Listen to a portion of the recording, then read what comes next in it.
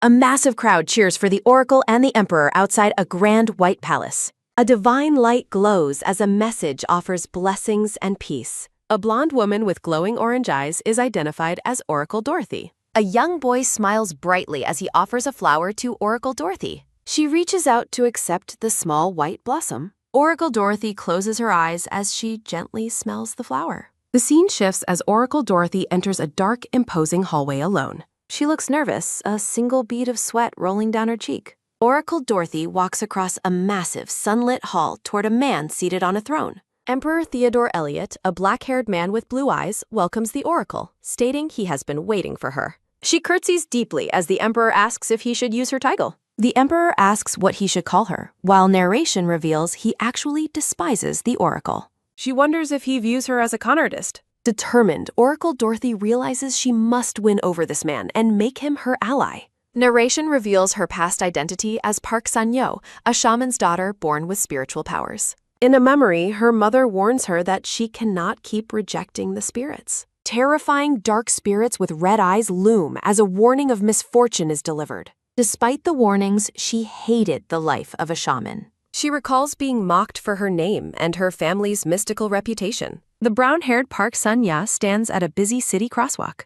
She declares her desire to live a normal life like everyone else. She clutches papers, hoping that changing her name will finally break her curse. A sudden, blinding light flashes as a car hurtles toward her. A violent impact occurs in a blur of motion. Park Sun-yo lies bleeding on the pavement, gasping her final breath. She wonders if this is truly how her life ends. She reflects that dying young seemed better than living as a shaman. Panicked bystanders gather around the scene of the accident. Despite her earlier thoughts, she realizes she is terrified and wants to live. She regrets not believing in the spirits as her vision fades.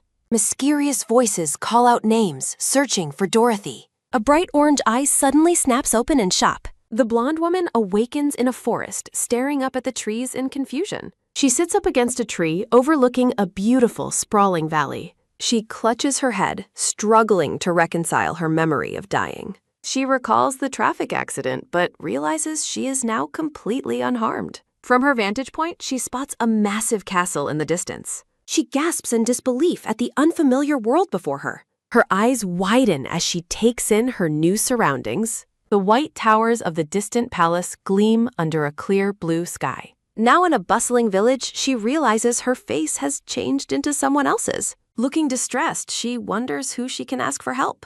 She notices a man in a uniform writing and hopes he is a police officer. She decides to join the long line of people waiting to speak with him. A brown-haired man in a dark uniform sits at a desk processing a line of citizens. She searches for an information center before deciding to wait her turn. She is bewildered that she can understand a language that is definitely not Korean. The uniformed man calls for the next person, and she nervously steps forward. As she tries to explain she is lost, the man impatiently demands her name. Stunned, she instinctively answers with her past life name, Park Sun-yo. The blonde woman stands before the uniformed man at his desk. Both guards burst into mocking laughter, roaring "Bwahahaha!" as they poke fun at her claims. She becomes flustered as they mock her name, insisting she is Senya while they laugh about founding mythology. The guard dismisses her with her papers, offering to lead her to a shelter as his shift ends, despite her protests. She reluctantly follows him toward a large, white building surrounded by greenery. He explains she is lucky to have a new shelter for vagrants, which she indignantly denies being. Her attention is taken by a sudden, quick sound. She glances back, wondering if she misheard his comment about the new emperor caring for vagrants. She touches her head in confusion. She clutches her papers, frustrated that nothing has made any sense since she arrived. The guards show her to a simple room, providing a key and blanket while ignoring her questions about her location. She is left fuming at their dismissive attitude as they cheerfully tell her to return the items later. Voices whisper Dorothy in the dark, heightening her growing sense of dread and confusion. Frustrated beyond belief, she screams, demanding to know who Dorothy is and why they keep calling. The sudden, loud outburst startles the two guards, who recoil in fear. She desperately asks them if they can hear the voices, pointing toward the source of the sound. Concerned by her strange behavior, the guards whisper about calling a doctor before quickly making their exit. Left alone, she realizes they think she has lost her mind as a sharp thud sounds from the closing door. a voice directly addresses her, asking if she can hear it, causing her to freeze in shock. She trembles as the voice grows clearer, wondering if she is the only one who can perceive it. A brilliant light suddenly begins glowing. A mysterious presence urges her to stay calm, explaining her sudden transition into this unfamiliar world. A regal woman with long purple hair and a divine headpiece manifests before her. The figure stands majestically, holding a grand staff as she gazes at the stunned woman. She turns toward the blinding light. A gentle smile graces the woman's face. The divine figure holds her staff, her presence filling the room with light. Shocked, the blonde woman realizes she is face to face with a spirit. She reflects on how she hoped for a normal life in this new world. Horror strikes as she remembers the terrifying red-eyed spirits from her past life, fearing she hasn't escaped them. She lets out a startled shriek as the spirit suddenly leans in close to her face. The spirit is overjoyed that she can finally be seen and heard, while the woman tries to maintain her distance. Overwhelmed, she begs the entity to stay back as it continues to get closer. She cowers in fear, terrified because this is the first time she has experienced such an encounter. The spirit transforms into a tiny, adorable version of herself. Small, delicate shoes touch the ground. The woman stares at the miniature figure, her confusion reaching a breaking point. The tiny spirit explains she is too weak to keep her full size and laughs playfully. The small spirit flies around happily. The spirit identifies herself as a guardian of the Manhwa Empire, a name that triggers a shocking realization. It was a typical fantasy novel. She remembers the story was about a love affair between a country viscountess and a cold-hearted count. However, her true interest was in Emperor Theodore Eliot, the count's friend who led the empire's modernization. She admired how he pushed for science and technology over the old ways of face. Balloons drift over the clock tower. The story's vibrant atmosphere of progress and innovation had captivated her as a reader. In her past life, reading the novel provided a brief escape from her reality as a shaman's daughter. She panics as she realizes she has been reincarnated into the very book she loved, despite her hatred for spiritual things. The small spirit tries to soothe her as she begins to spiral. She breaks into a cold sweat, terrified that a spirit has already latched onto her in this scientific era. The novel's emperor suffered great tragedy. He lost his family to plague. He despises the empire's national religion. Dorothy imagines herself being dragged to an execution platform by the emperor's guards for seeing spirits. Having survived death once, she refuses to face another crisis because of spirits, while the small spirit hovers near her. Determined to survive, her orange eyes snaps open as she decides her path. She wants nothing to do with spirits. While the small spirit asks for a favor, Dorothy looks on with a silent, frustrated glare. A sudden, firm clench of her fist ends. Citizens gather to eat in the Jotum. A spoon makes a quick stirring sound. Unable to eat, she realizes her new body belongs to an extra character named Dorothy, who never appeared in the original story. Despite her attempts to ignore the crying spirit, the entity refuses to leave her alone. A voice suddenly calls out to her. A large man with brown hair and two companions approaches her table, asking if she is dining alone. He asks if she has a boyfriend while she dismisses them as a group of street thugs. As the small spirit tells them to leave Dorothy alone, the blonde woman wonders why a divine entity seems so powerless. The man suggests she should come find Alexander if she ever feels lonely in the shelter. He laughs loudly, promising to play with her anytime as he waves his hand. While the men mock her, she wishes they would simply disappear so she could finish her meal in peace. The small spirit becomes visibly enraged. The spirit shouts the name Jane, causing Dorothy to pause and repeat it in confusion. The spirit reveals that the man's real name is actually Jane, and he uses a fake name because of a complex about it. Dorothy decides to use this secret as the only way to handle the situation. A sudden, sharp stop sounds as the man freezes mid-laugh. One of the companions asks if Jane is her name, commenting that it is a fitting name for her pretty face. The man breaks into a cold sweat, terrified that she knows a name only his grandmother should know. Looking flustered, the men quickly decide to leave for a meal, while the spirit watches them scurry away. Stunned by the results, Dorothy watches them flee while the spirit celebrates. The small spirit concludes that the men must have repented for their behavior. When the spirit asks if she was scared, Dorothy admits that she was indeed frightened by the encounter. A quick, happy sound accompanies the spirit's joyful expression. She reflects that the spirit is kind. A golden statue represents her past gaze, Memories reveal how she was tormented for refusing spirit possession, while her mother suffered physical ruin following divine commands. Dorothy turns to Agatha, asking what favor she wanted to request earlier. She looks at the spirit suspiciously, asking if the entity truly came to this world to torment her. Agatha shrieks in shock, calling the idea that she would torment her friend ridiculous. After a long talk, Agatha eases her anxieties and insists she has no desire to steal her body or cause harm. Dorothy wonders why Agatha approached her and asks again about the favor. The small spirit looks down with a hesitant and nervous expression. Agatha pleads for her to deliver a message from the spirits to the Emperor. Dorothy is frozen in pure disbelief. She realizes she is being asked to deliver a spiritual message to an emperor who absolutely detests the supernatural. She stares ahead with a look of mounting dread and shock. She feels like she's being asked to die. She is terrified that approaching the emperor with a spirit's message is a death sentence. Agatha explains that the emperor has a misunderstanding about spirits because their sanctuary became corrupt and lost its strength. A sudden, quick chime sounds as she processes the request. While Agatha begs her to persuade the emperor to work together, Dorothy frantically stuffs her face to avoid answering. A sudden, sharp crack sounds as she slams her hands onto the table in frustration. As Agatha calls her name, Dorothy runs away laughing, insisting she won't suffer because of spirits in this world either. The scene shifts to the vagrant's shelter resting quietly under a deep blue night sky. She reflects that while she feels bad for Agatha, she simply cannot help anyone given her own uncertain circumstances. A quick, heavy thud sounds as Dorothy collapses onto the bed, lamenting her inability to help when she doesn't even know how to live here yet. She decides to sleep and think of plans tomorrow, finding it impossible for a vagrant like her to meet the Emperor. A series of loud, splintering cracks sound as the wooden bed frame suddenly gives way. She is bewildered by the sudden destruction of the bed while Agatha hovers nearby, asking if she is all right.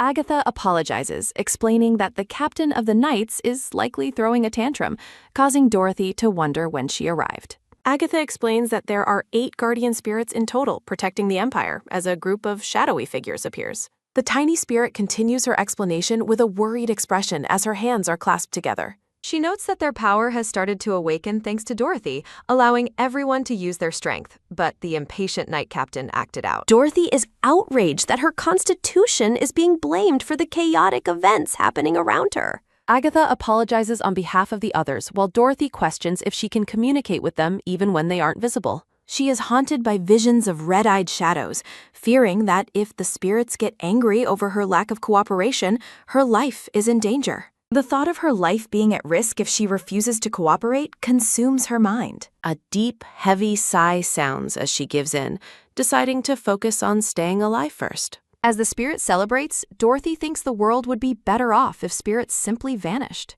A sudden, quick flinch sounds as Dorothy realizes Agatha might have read her mind when she speaks about the chaos a world without spirits would face. Agatha warns that if they vanish, nature spirits and world order will fall apart, causing humans to slowly wither away. Dorothy is horrified by the prospect of a decaying world, finding it even worse than spirits turning evil.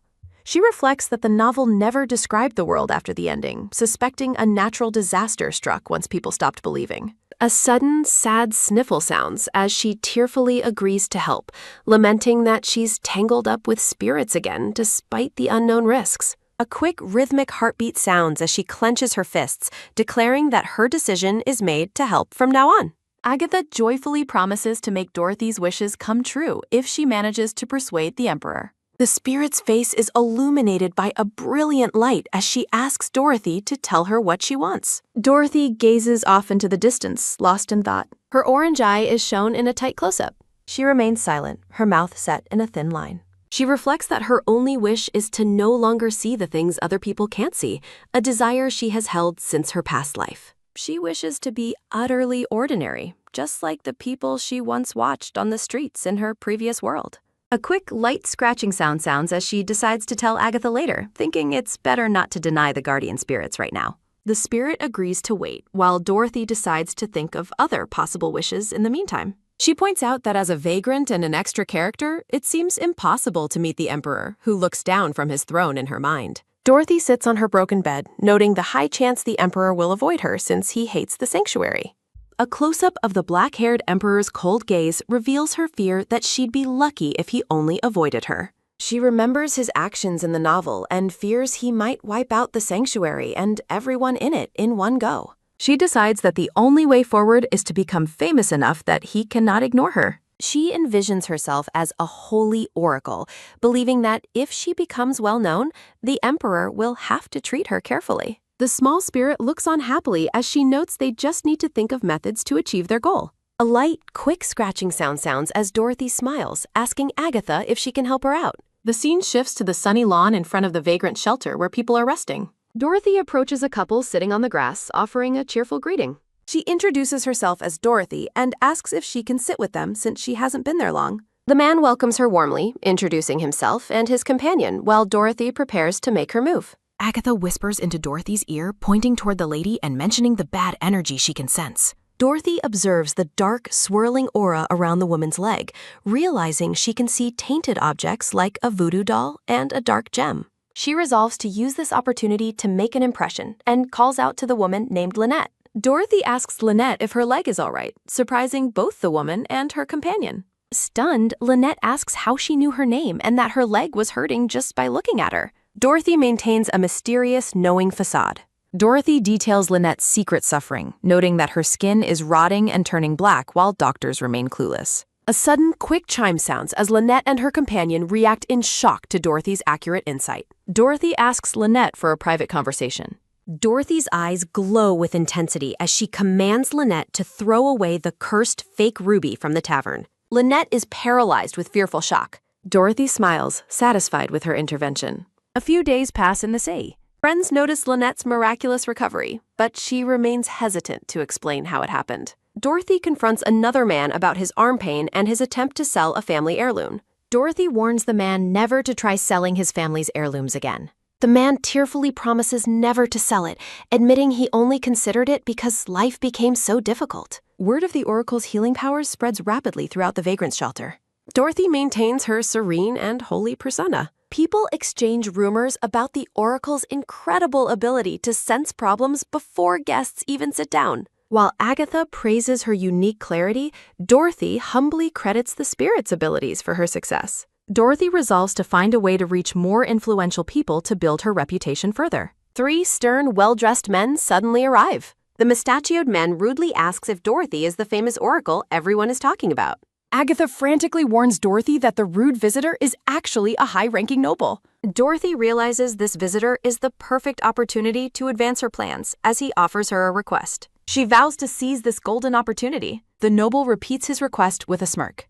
Dorothy formally invites the noble to have a seat, hoping to use this encounter to boost her fame. She internally dismisses the noble's rude behavior. When Dorothy asks what is bothering him, the man complains that his wife is excessive and difficult. The man reveals his desire to fix his wife's nasty temper. Dorothy is horrified when the man asks for a way to turn his wife quiet, obedient, or even unable to talk. The man pressures Dorothy to use her power as an oracle to fulfill his malicious request. He grows impatient with her silence, mocking her status and suggesting she wouldn't want to stay in a shelter forever. Dorothy is silent, her expression unreadable. Dorothy decides she will not compromise her morals for fame and refuses to take on such a disgusting task. The man is offended by her dismissal. The noble snaps at his bards. A hand reaches out to seize her. A guard roughly grabs Dorothy, causing Agatha to shriek in alarm as Dorothy groans in pain. The noble looms over Dorothy, accusing her of looking down on him despite her lowly status as a vagrant. The noble's face twists with arrogant fury. Agatha flies into a protective rage, demanding the noble release Dorothy immediately. The spirit reveals that the man only gained his title through his wife's family and is currently sneaking around and cheating on her. Dorothy smirks as she learns the truth. Dorothy explains that he isn't scared of his wife, but rather his father-in-law, mocking his plan to solve his problems by silencing her. She scoffs at his desperate attempt to prevent his life from falling apart by shutting his wife's mouth. When Dorothy claims he only came to her to save his reputation, the noble is left stuttering in shock. The noble panics, demanding to know how she learned his deepest secrets. Dorothy gazes at him with cold indifference. She asks if he truly believes his wife is the only person who knows about his infidelity. Dorothy insults his intelligence and dares him to try silencing her while she remains trapped in the guard's grip. The guard hesitates, visibly unsettled. A series of sudden, heavy thuds sound as the noble and his companions are telekinetically thrown back from the room. A series of sudden, quick thuds sound as the noble screams in agony while glowing blue rings of energy tighten around his wrists. Dorothy is startled by the sudden sensation of being shoved by an invisible force. Agatha hovers nearby with a stern expression, her hand outstretched as she exerts her spiritual power. Dorothy's breath hitches in a moment of silent shock. The noble demands to be released, accusing Dorothy of using magic, while she internally decides to question Agatha about her actions later. Dorothy reflects on how the noble found her and warns him that he might actually lose his arm if he doesn't cooperate. A sudden, sharp gasp sounds as the noble cringes in terror, begging to know Dorothy's true identity as the spirit's power consumes him. Dorothy teasingly asks why he is questioning her identity when he already knows it, before demanding to know the one thing she wants. She notes that he doesn't have a choice but to answer her as she smiles brightly while the spirit looms behind her. The noble's wrists are wrenched painfully by the magical restraints. A series of sudden, quick wing flaps sound as the noble shouts that he will reveal everything. The man falls to his knees in a gesture of total submission before Dorothy. He reveals the existence of an illegal gambling den run by a wealthy man where status is no barrier to entry. He explains that since even vagrants frequent the den, that is where he first heard rumors about the oracle. When Dorothy asks if other nobles are present, he confirms there is a separate private room in the back for them. Dorothy's eyes darken with a sly smile as she realizes that a gathering of nobles is the perfect opportunity for her plans. A sudden, loud shout sounds as Agatha protests Dorothy's name being used. Dorothy declares her intention to go and investigate the gambling den immediately. Agatha looks worried and skeptical while Dorothy clenches her fist with resolve. Dorothy explains her plan to meet the nobles to the confused man and his gods. The noble wonders why she is talking to herself, as Dorothy insists she isn't interested in a mere monetary reward. Agatha whispers a secret into Dorothy's ear. Agatha looks dejected in a small panel, while Dorothy imagines herself making a grand, holy entrance before a cheering crowd. Dorothy stands tall and crosses her arms, eager to see what the gambling den looks like. The scene shifts to the exterior of the illegal gambling den under the glow of city lights. Dorothy arrives in a magnificent white ball gown, flanked by the noble and her floating spirit companion. Stacks of gambling chips and playing cards rest on a green felt table. The den is packed with masked patrons engaged in high-stakes games. A muscular waiter with red hair and bunny ears serves champagne to the guests. Dorothy is impressed by the scale of the establishment and the density of the crowd. She observes the room, noting that the atmosphere is intense, even without the spirit's guidance. A sudden, quick chime sounds as someone recognizes her as the oracle. Dorothy advises the noble to beg his wife for forgiveness and live as her servant to escape the spirit's wrath. She reaches a set of ornate double doors deep within the building. A series of sudden, heavy thuds sound as she notices the tight security and the overwhelming scent of perfume in the air. The doors creak open as Dorothy decides to head inside. Masked women whisper in surprise, wondering if Dorothy is meant to be their opponent for the day. The onlookers speculate that her gambling skills must be extraordinary for her to be chosen so quickly. Dorothy approaches a table of masked veterans, sensing their intense and experienced energy, while a woman asks if she knows how to play. She reflects that if she doesn't participate and simply tries to advertise herself as an oracle, she will be laughed at. A sudden, quick flash sounds as she resolves to join the game. Agatha expresses doubt about her gambling, but Dorothy insists they need to make a scene so everyone focuses on them. Dorothy smiles nervously, admitting that while she has never gambled before, she is ready to try. She sweats as she internally admits that she doesn't actually know any of the rules. Agatha smirks deviously as her eyes are shaded by a dark shadow. The tiny spirit crosses her arms with a look of extreme confidence. Agatha smugly asks if any of the other players truly know the rules of the game. The spirit maintains her superior and confident expression. A sudden, quick clatter sounds as Dorothy goes all in, causing the other players to wail in despair over their losses. The masked crowd is left in stunned silence, whispering that the new lady is truly something special. Dorothy is hailed as a pro while her opponent faces certain financial ruin. Dorothy remarks that everyone's attention is finally focused on her and suggests they get started. Facing a group of masked patrons, Dorothy proposes they try something much more interesting. Dorothy explains that it is also a type of gamble with a pot of 1 million. The masked onlookers react with visible shock. Dorothy ponders what name to give her new game.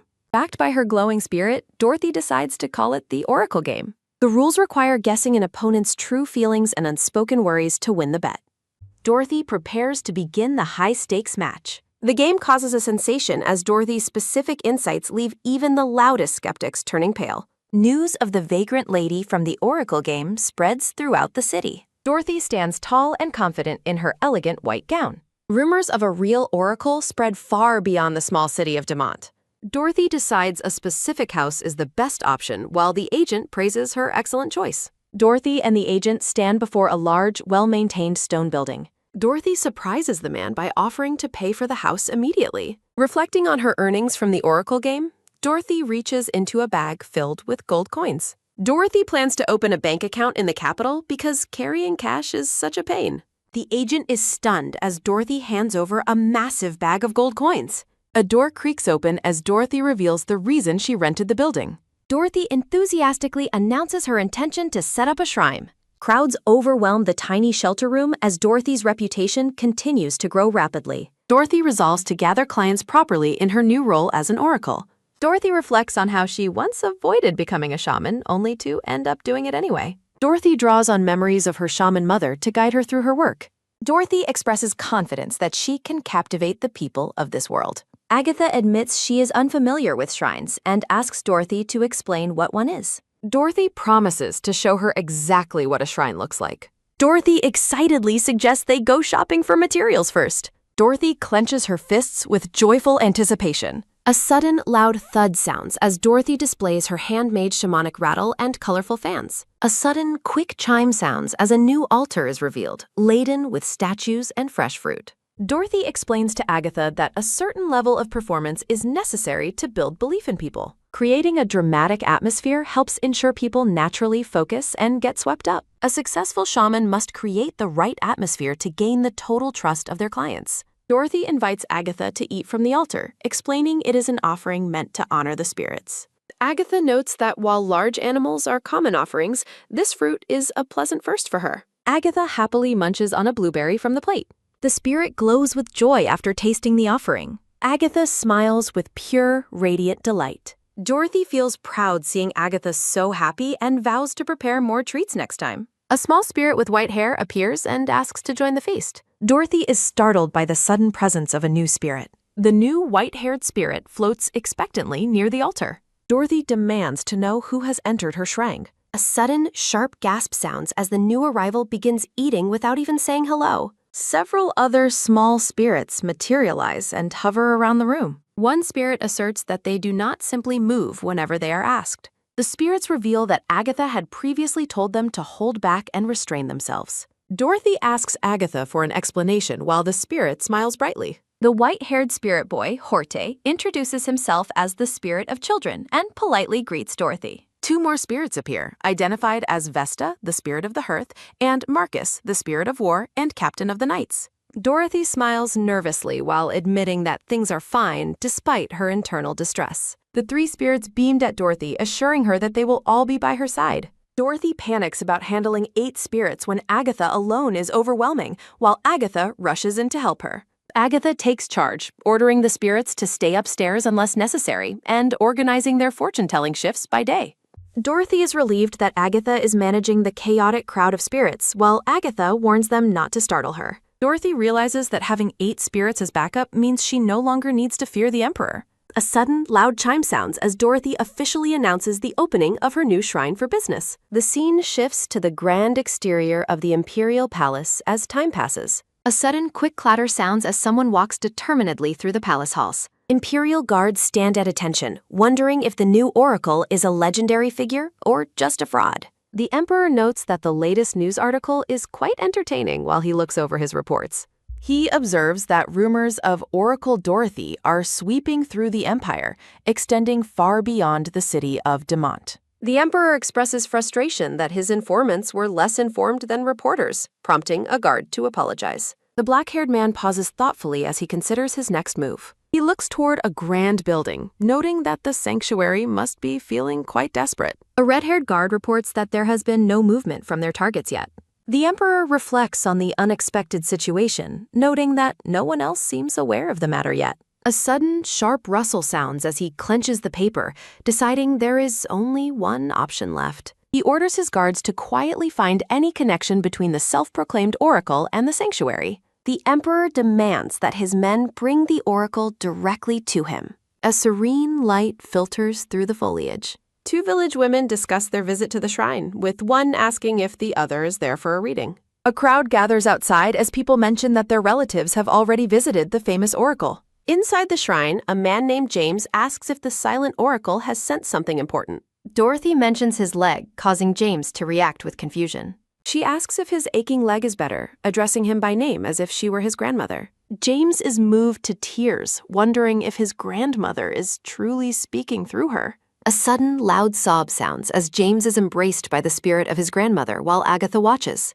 The spirit warns James that the girl he plans to marry is actually a very bad person. A sudden, sharp gasp sounds as a servant girl bursts into the room, shouting for the oracle. The girl explains that messengers from the imperial city have arrived to fetch Dorothy. Dorothy and James react with surprise to the sudden news of imperial visitors. Dorothy smiles to herself, realizing that her plans are finally set in motion. She advises James to take his grandmother's warnings to heart as their session concludes. James tearfully promises never to forget her words as he prepares to leave. Dorothy learns that 3 people are waiting at the front entrance to bring her to the emperor. The servant girl looks up with a curious expression. Dorothy heads for the back door, even though the girl explains the visitors are at the front. Dorothy asks the girl for a favor, and the excited child immediately agrees to help. Dorothy instructs the girl to wait 10 minutes after she leaves before delivering a specific message. She tells the girl to claim that the oracle has suddenly disappeared. A sudden, loud crackle sounds as Dorothy is shocked to learn that Agatha cannot read the emperor's mind. Agatha explains that the emperor possesses a unique blessing passed down from the very first ruler. This blessing grants the emperor a power that spirits cannot touch, ensuring every ruler is born with extraordinary luck. Dorothy is horrified by this revelation, realizing the emperor's mental defenses are totally broken. She collapses in despair, lamenting that her cheat powers won't work on the already terrifying emperor. Dorothy reflects on her plan to use her public fame as a shield to convince the emperor of her abilities. A sudden, loud thud sounds as Dorothy and the emperor both prepare for a defensive confrontation. A sudden, sharp gasp sounds as Dorothy realizes that meeting the emperor will lead to her certain execution once her facade is exposed. A sudden, quick chime sounds as Agatha tries to boost Dorothy's confidence by noting that she possesses a unique spark. Dorothy is paralyzed by the thought that a single mistake could cost her life in the oppressive atmosphere of the palace. A sudden, quick rustle sounds as Dorothy decides she must find a way to manipulate the emperor into aligning with her goals. Dorothy remains silent as she contemplates the extreme risks of her next move. Dorothy stands resolutely on the path, her eyes fixed on her destination as the sunlight filters through the trees. Dorothy walks toward a grand building, convinced that this group is the only power capable of balancing the emperor's influence. Gold coins and jewels rain down around a stone statue, illustrating how the once prestigious sanctuary has fallen into deep corruption. A sudden, loud clatter sounds as Dorothy walks through the halls, viewing this corrupt organization as her essential shield. A sudden, sharp gasp sounds as Dorothy makes a dramatic entrance, demanding an audience with the bishop to secure her safety. 2 armored knights stand guard in the temple, their expressions skeptical as they watch the newcomer approach. One of the guards asks for her name, prompting Dorothy to introduce herself with formal dignity as the oracle.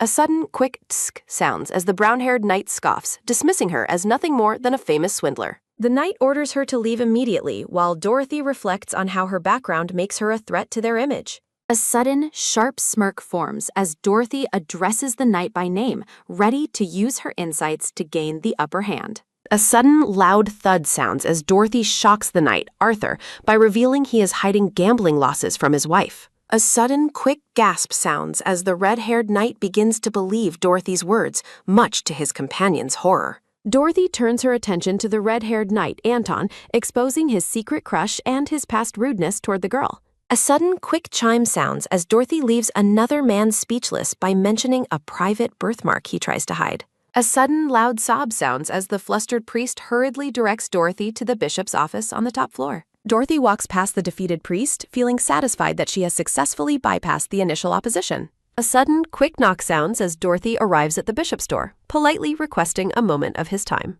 A sudden, sharp sigh sounds as the bishop of the Demont region looks up from his desk, already annoyed by her presence. The priest tries to explain Dorothy's strange behavior, but the bishop dismisses the entire situation as a trivial nuisance. Dorothy enters the room and greets the bishop, who bluntly asks her what she wants from him. A sudden, quick rustle sounds as Dorothy interrupts the bishop's accusations, pointing out his long tenure in this specific city. Dorothy strikes a nerve by mentioning the bishop's deep regrets regarding his departure from the capital city. A sudden, sharp smirk forms as Dorothy offers the bishop a chance to return to his former life if he follows her lead. A sudden, quick gasp sounds as the bishop reacts with shock to Dorothy's claim that she is fleeing from the imperial household.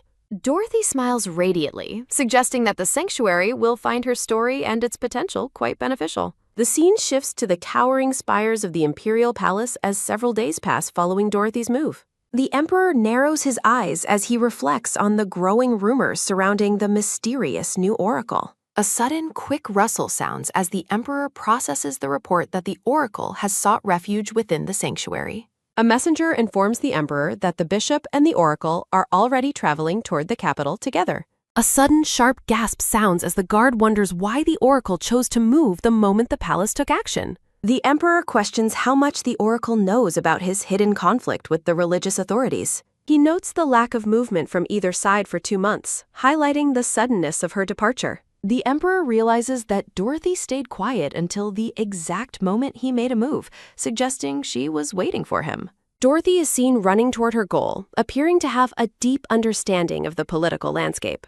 A sudden, sharp smirk forms as the emperor suspects the oracle is fully aware of the power struggle between him and the sanctuary. The emperor sits in deep thought, reconsidering his opponent as he pieces together her strategy. A sudden, loud thud sounds as a knight bursts into the room, bearing urgent news that cannot wait. The knight reports that a new message has just arrived from the heart of the Grand Sanctuary. The sanctuary announces that they have officially recognized the oracle and intend to present her to the public. The emperor remains calm, his expression unreadable as the stakes of the game continue to rise. A sudden, quick smirk forms as the emperor admires the swiftness and efficiency of the oracle's maneuvers. He concludes that the oracle must understand the intricate workings of the world far better than he first imagined. A sudden, quick clatter sounds as the carriage wheels spin, bringing the oracle closer to her ultimate destination. Dorothy smiles with pure delight, her eyes shining as she approaches the center of the empire.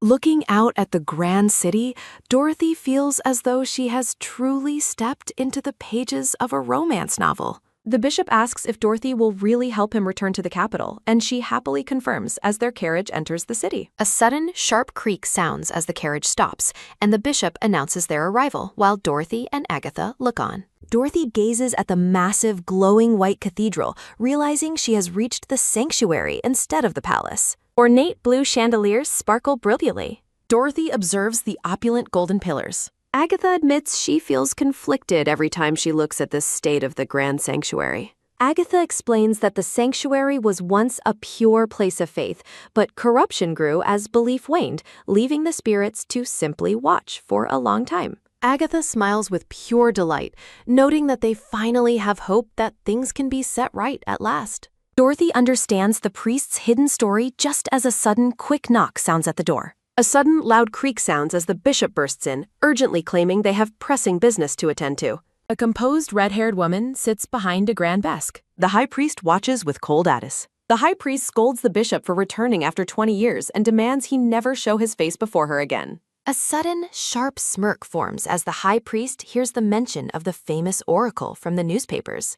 Dorothy stands calmly before the authority. The high priest dismisses Dorothy as an unpolished country bumpkin, scoffing that the spirits would be appalled by her performance. Dorothy confidently offers to prove her identity if the high priest agrees to join hands with her. Dorothy thinks to herself that she already knows exactly what kind of greedy priest she is dealing with. The high priest mockingly asks how the girl intends to convince her of such an audacious claim. Dorothy's bluntness shocks the woman by suggesting the sanctuary needs her to keep the emperor in check. A sudden, sharp gasp sounds as the high priest commands the bishop to leave them alone immediately. The high priest orders absolute privacy, ensuring no one else enters or eavesdrops on their private discussion. The bishop retreats as they face off. The high priest invites the girl to continue their talk in peace. Dorothy smiles radiantly, casually mentioning the location of a secret vault that the High Priest cherishes so dearly. The High Priest tries to laugh it off as common slander, but Dorothy reveals the vault is in a separate building in Miguel. Agatha glows with power as Dorothy describes the vault hidden beneath a small tavern.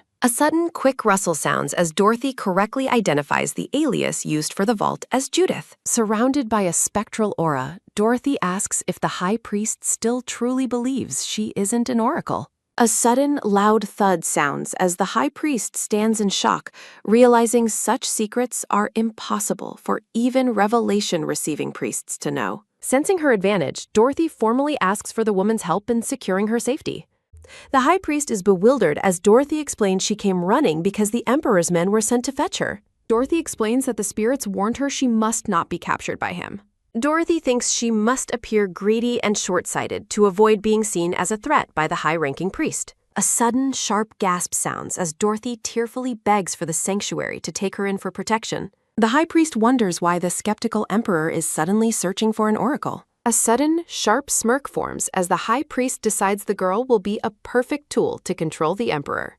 The High Priest smiles warmly, declaring they are now bound like family under the blessing of the spirits. She asks if Dorothy has logging. A sudden, sharp gasp sounds as Dorothy and Agatha are stunned by the priest's sudden shift in attitude. A sudden, quick tap sounds as the High Priest cordially invites Dorothy to take up residence at the sanctuary. Dorothy accepts the offer with gratitude. A sudden, sharp smirk forms as the High Priest reflects on the immense benefit Dorothy will provide to the sanctuary. The High Priest remains silent, her mind racing with the potential rewards of her new alliance. Agatha warns that the priest is still suspicious and suspects Dorothy's information might have simply leaked. The High Priest dismisses Dorothy to rest and promises to provide her with an attendant for her needs. Dorothy's eyes widen with a new plan. A sudden, quick rustle sounds as Dorothy asks when the High Priest plans to announce the oracle's return. The High Priest notes it is too soon to meddle but plans to make the announcement within a week while Dorothy disagrees. A sudden, sharp gasp sounds as Dorothy firmly insists that the announcement must happen tomorrow.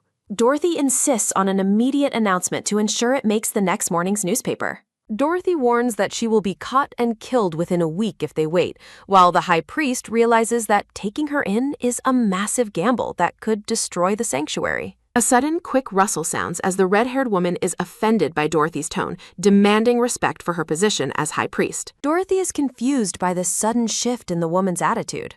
A sudden, quick chime sounds as the blue spirit, Agatha, makes herself visible to protect Dorothy. A sudden, loud thud sounds as the High Priest stares in disbelief at the presence of a real spirit.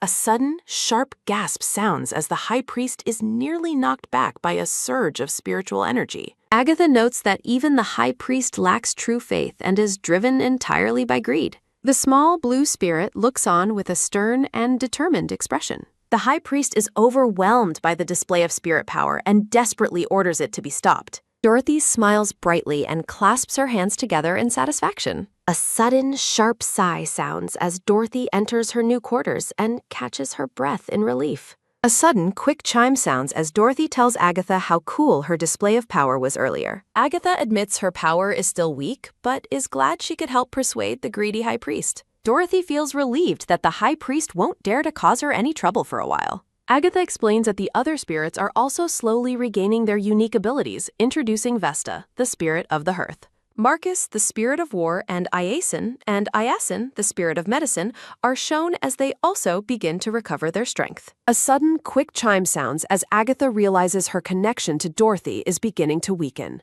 A sudden, loud thud sounds as Agatha warns that someone she cannot read is approaching, leaving Dorothy panicked. A sudden, loud creak sounds as a man in white robes bursts into the room, shouting for the oracle. The man reports that the Emperor has already arrived, and the High Priest has ordered that she be hidden immediately. A sudden, quick clatter sounds as Dorothy runs through the halls, shocked by how quickly the Emperor's intelligence network worked. Dorothy decides to hide in the nearby chapel, reasoning that it is better to blend into a crowd than to hide alone. The scene shifts to the quiet chapel where several believers are praying. A sudden, quick clatter sounds as Dorothy rushes down the center aisle of the chapel. Dorothy huddles in a pew and asks Agatha to alert her the moment the black-haired Emperor, Theodore, appears. A sudden, loud thud sounds as Dorothy is horrified to find her connection to the spirit has been cut off completely. Dorothy looks around nervously from beneath her dark hood, realizing she is now on her own. A sudden, sharp gasp sounds as Dorothy watches the Emperor and his aide enter the chapel. Dorothy tries to blend in by greeting a nearby man as brother to appear like a normal believer. Dorothy continues her act by politely asking the man how he is feeling today. A sudden, quick tap sounds as the man mentions his arthritis is acting up again. Dorothy mentions the need to donate more money to maintain her persona as a devoted follower.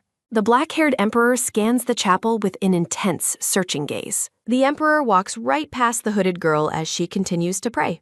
Dorothy wonders if he has actually passed her by without noticing.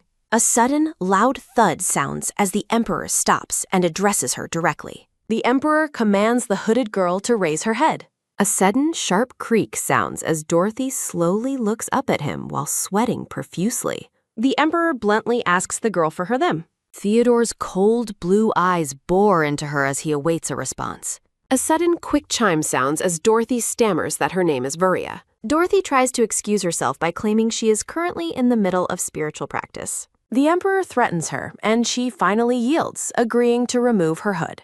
Dorothy realizes she can no longer hide and must face her opponent head-on. Dorothy is momentarily distracted by the Emperor's handsome face just as he asks if she is the Oracle. A sudden, quick chime sounds as the Emperor mentions the rumors of a con artist oracle from the gambling den in Demont. The Emperor stares at her with a knowing look and asks if she is that person. A sudden, quick rustle sounds as Dorothy feigns confusion, asking what he is talking about. A sudden, sharp smirk forms as the Emperor remains certain of her identity, while Dorothy wishes Agatha was there to help her. Dorothy clenches her fists tightly, realizing the Emperor is testing her and deciding she must continue playing the part of a foolish girl.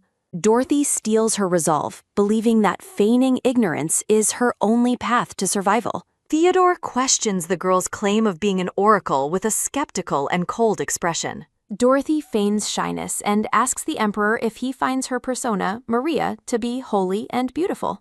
Dorothy continues her act, gushing over the Emperor's handsome appearance and claiming how happy his presence makes her. A sudden, loud crackle sounds as the Emperor and his aide are visibly stunned by the girl's bizarre behavior. Dorothy maintains her embarrassed facade, questioning if her Maria identity is perceived as holy. Dorothy leans into her performance, expressing exaggerated joy at receiving praise from such a handsome man. A sudden, quick chime sounds as the Emperor stares at her with a completely bewildered expression. Dorothy continues her act, pretending to be overwhelmed by the intensity of the Emperor's gaze. The Emperor begins to speak with a cold and suspicious tone. The Emperor bluntly questions if the girl has lost her mind due to her erratic behavior. Dorothy reflects on her intense embarrassment, but prioritizes her survival over her dignity. A narrative note explains that in the original story, Theodore never took an empress even after ascending the throne. The Emperor reflects on his struggle to find allies among noble houses that are not already under the sanctuary's influence. Dorothy continues her dramatic fangirl performance, hoping to divert the Emperor's suspicion away from her true identity. The brown-haired aide suspiciously asks if she was sent by rival nobles with insulting surnames. Dorothy is momentarily confused by the strange names mentioned by the aide while she maintains her act. A sudden, quick tap sounds as Dorothy insists she was merely in the middle of spiritual practice and knows nothing of politics. Dorothy dramatically declares she would abandon her spiritual training just to be with the Emperor. Dorothy leans in close to Theodore, claiming that even the spirits would support their love. The Emperor stares at Dorothy's wide-eyed, frantic expression with growing unease. A heavy silence hangs between them as the Emperor remains speechless. The aide awkwardly clears his throat to break the tension of the bizarre scene. The aide dismisses her as a strange nuisance and tells her to leave, making Dorothy believe her plan has worked. A sudden loud thud sounds as the Emperor looms over her, demanding her full attention. The Emperor remains skeptical and asks what kind of scheme she is really trying to pull. Dorothy feigns innocence, stuttering that she is simply happy to be in his presence. Theodore's aura becomes oppressive as he warns that any lies will cost her much more than just her life. A sudden, sharp gasp sounds as Dorothy is paralyzed with fear by the Emperor's deadly serious threat. Dorothy realizes she has underestimated the Emperor's intuition and fears for her life. Dorothy immediately changes tactics, dropping her fangirl act to prostrate herself in a desperate apology. Dorothy adopts a new persona, claiming to be nothing more than a lowly and foolish commoner. Narrative text notes that despite his opposition to the sanctuary, Theodore is still seen as a benevolent leader by the public. Dorothy decides to appeal to the Emperor's mercy by appearing as a pathetic and pitiable girl. Dorothy tearfully apologizes, claiming her poverty led her to have foolish and ambitious dreams. Theodore watches her with cold, calculating eyes. Dorothy cautiously asks if her confession means he has decided to forgive her. A sudden, quick rustle sounds as Theodore unexpectedly reaches out his hand toward the girl. Theodore helps Dorothy up from the floor, towering over her with a stern expression. Dorothy looks up at the Emperor with a blush, surprised by his sudden gesture of assistance. Theodore commands his aide, Isaac, to leave, noting that the fake oracle has significantly tested his patience today. The Emperor and his aide walk away, leaving Dorothy alone in the chapel. A sudden, sharp sigh sounds as Dorothy collapses onto a bench in pure relief after the encounter. Dorothy realizes she cannot avoid the Emperor forever and decides she must become even more famous to protect herself. Agatha, the small blue spirit, suddenly reappears before Dorothy. Agatha expresses her immense fear after her connection to Dorothy was suddenly severed during the Emperor's visit. Dorothy realizes that the Emperor's presence prevents her from communicating with the spirits at all. A sudden, quick chime sounds as Agatha praises Dorothy for her quick wit in handling the dangerous situation. The group of spirits looks on with determination, ready to support Dorothy in her future struggles. Dorothy stares ahead with wide-eyed surprise. Aisa notes that such a feat isn't possible for just anyone. Marcus offers to destroy the Imperial Palace for her as Dorothy smirks. Agatha asks Dorothy if she is crying as she sits huddled on the bench. A voice demands to know why someone would threaten worshippers in a sacred sanctuary. Theodore smirks as he tells the high priest that he was merely greeting them warmly and suggests she is exaggerating. The high priest looks at the Emperor with a suspicious, furrowed brow. Theodore remarks that the high priest understands his schemes better than anyone and wonders if the spirits tell her such things. The high priest dismisses him by claiming the spirits provide noble guidance rather than concerning themselves with petty details. The Emperor's blue eyes narrow with a cold, piercing intensity. The high priest mentions rumors that the oracle hears even trivial words from spirits to reveal people's secrets. Theodore suggests that the spirits might simply not be interested in the high priest since she cannot hear them at all. Theodore prepares to depart, mentioning he only stopped by to say hello. Theodore tells her not to forget about her successor, citing concern for her old age. The Emperor exits as the high priest sits silently at her desk. A sudden, sharp crash sounds as a teacup is smashed in anger. The high priest seethes with rage, calling the Emperor an arrogant brat. She recalls how his parents begged her for mercy 16 years ago and fumes at his current audacity. The high priest sharply orders the nearby priest to answer her. She plans to arrange an occasion to present the oracle, noting an invitation from the Marchioness of Alland. Narrative text explains that since the Emperor came looking for her, the oracle must be worth using as an opportunity from the spirits. A sudden, quick tap sounds as she vows to make full use of the oracle to rise to the top.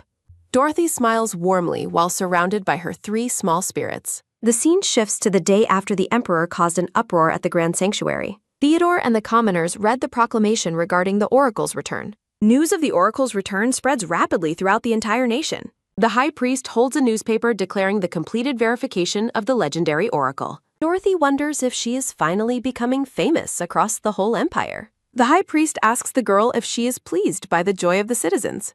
Dorothy claims she is delighted while internally resenting the high priest's condescending attitude. Headlines credit the high priest for receiving the oracle's blessing and ushering in a golden age. The high priest credits the spirits and their blue flames for the rapid spread of the oracle status. Dorothy recalls that the blue flames lighting the sanctuaries were actually Agatha's doing. She reflects on how this firmly imprinted the image of the oracle in the minds of the people. Dorothy remembers how she begged the spirits to help her, and they agreed to her request immediately. The high priest notes that the spirits truly seem to cherish the girl. Agatha peeks at the high priest's thoughts as the woman considers how to use the girl.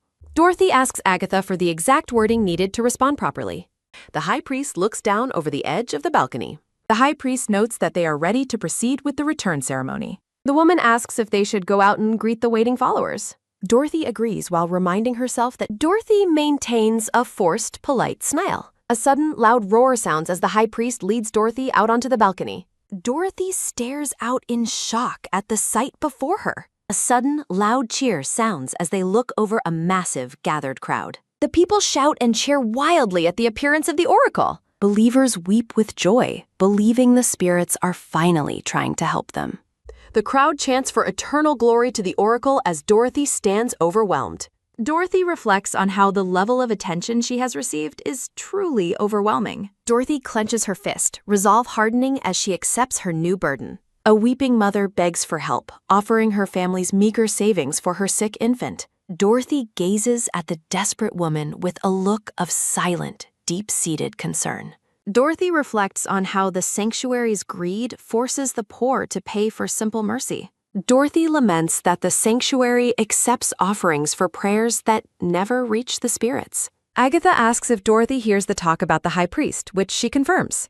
The crowd cheers wildly, erroneously crediting the high priest for the arrival of the spirits. Agatha identifies the shills in the crowd, noting the cheers are manufactured for the woman. A sudden, quick chime sounds as Agatha warns that the spirits struggle to regain their strength. Dorothy recalls a childhood lesson about a shaman's duty to pity and help the suffering. Dorothy asks the small blue spirit if she can lift her into the air. Dorothy's feet leave the ground as the stunned high priest calls out for her to stop. Dorothy ascends high into the sky, appearing as a divine figure above the cathedral. The crowd gasps and points as the oracle begins flying over the gathered masses. Dorothy panics internally, her acrophobia making the height feel far more terrifying than she anticipated. Dorothy fears she might actually suffer a heart attack from the sheer height. A sudden, quick rustle sounds as Dorothy floats down toward the mother and her child. Dorothy approaches the awestruck commoner while the crowd watches in absolute silence. Dorothy addresses the mother by name and asks if the sick child is doing all right. The mother weeps, explaining that no medicine has worked and she has nowhere else to turn. Dorothy gently blesses the baby, promising that the 8 spirits will watch over the child. Dorothy declares that the sanctuary will henceforth stand by the side of the people. Dorothy offers a warm and holy smile to the mother, comforting her in her grief. The mother gazes up at the blonde girl with an expression of pure, tearful hope. Dorothy commands a nearby priest to guide Marianne and prepare proper food for the child. The priest leads the woman away as Dorothy notes the clergy is flustered by the change. More commoners cry out in desperation, begging the oracle to save them from their tragedies. The high priest addresses the crowd, promising that the sanctuary's healers will treat all patients. The woman claims the spirits wish to remain close and invites everyone into the sanctuary. The high priest manifests the images of the spirits to welcome the gathered believers. Dorothy stands prominently at the center of the divine display as the crowd watches. Dorothy challenges the high priest, claiming Agatha said priests must serve the lowest among them. Dorothy realizes the woman cannot refuse her demands without ruining the sanctuary's public image. The high priest smirks darkly, feigning approval of the oracle's immense compassion for the poor. The crowd erupts in jubilant cheers, celebrating the official return of the legendary oracle. A sudden, loud roar sounds as the people hail the oracle and Spirit Agatha together. Dorothy maintains her serene facade, though she remains wary of the eyes upon her. A sudden, heavy thud sounds as someone steps toward the blonde girl. The high priest places a firm hand on Dorothy's shoulder, praising her for the speech. Dorothy is startled by a brief, monstrous distortion she notices in the woman's expression. The high priest summons Dorothy to her office, certain the girl has things to discuss. The woman repeats her demand, her polite smile feeling increasingly cold and forced. The scene shifts to a bright office where the woman prepares to confront the girl. A sudden, sharp tap sounds as the high priest demands to know why Dorothy acted alone. Dorothy is distracted, swearing she saw the woman's face look different only a moment ago. Dorothy is confused as the woman's face appears to have returned to its normal state. Dorothy asks Agatha for confirmation about the high priest's strange and unsettling expression. A dark and menacing shadow briefly flickers over the high priest's face once more. Agatha explains that the woman's soul has become dangerously dark and corrupted over time. Agatha warns Dorothy that she must remain extremely cautious when dealing with the high priest. Her footsteps echo with a sudden, quick tap sounding as the high priest begins a blunt conversation. The high priest warns of severe consequences for any more Dorothy quickly claims she acted solely to prevent a grave danger approaching the high priest in the future. Dorothy makes her point with a raised finger, while the red-haired woman watches with a skeptical expression. The woman asks if Dorothy is aware that every spirit possesses its own unique and specific ability. A divine illustration shows the hearth spirit Vesta manifesting her power to create sacred flames. Dorothy explains that Agatha can see the future despite her current lack of strength as the spirit looks on. The high priest dismisses the information, questioning what spirit abilities have to do with their current situation. Dorothy leans in and claims that Agatha shared a specific vision regarding the woman's future just today. Dorothy maintains a serious and focused expression. Dorothy claims the vision concerns the high priest's fate, while Agatha reacts with visible confusion at the lie.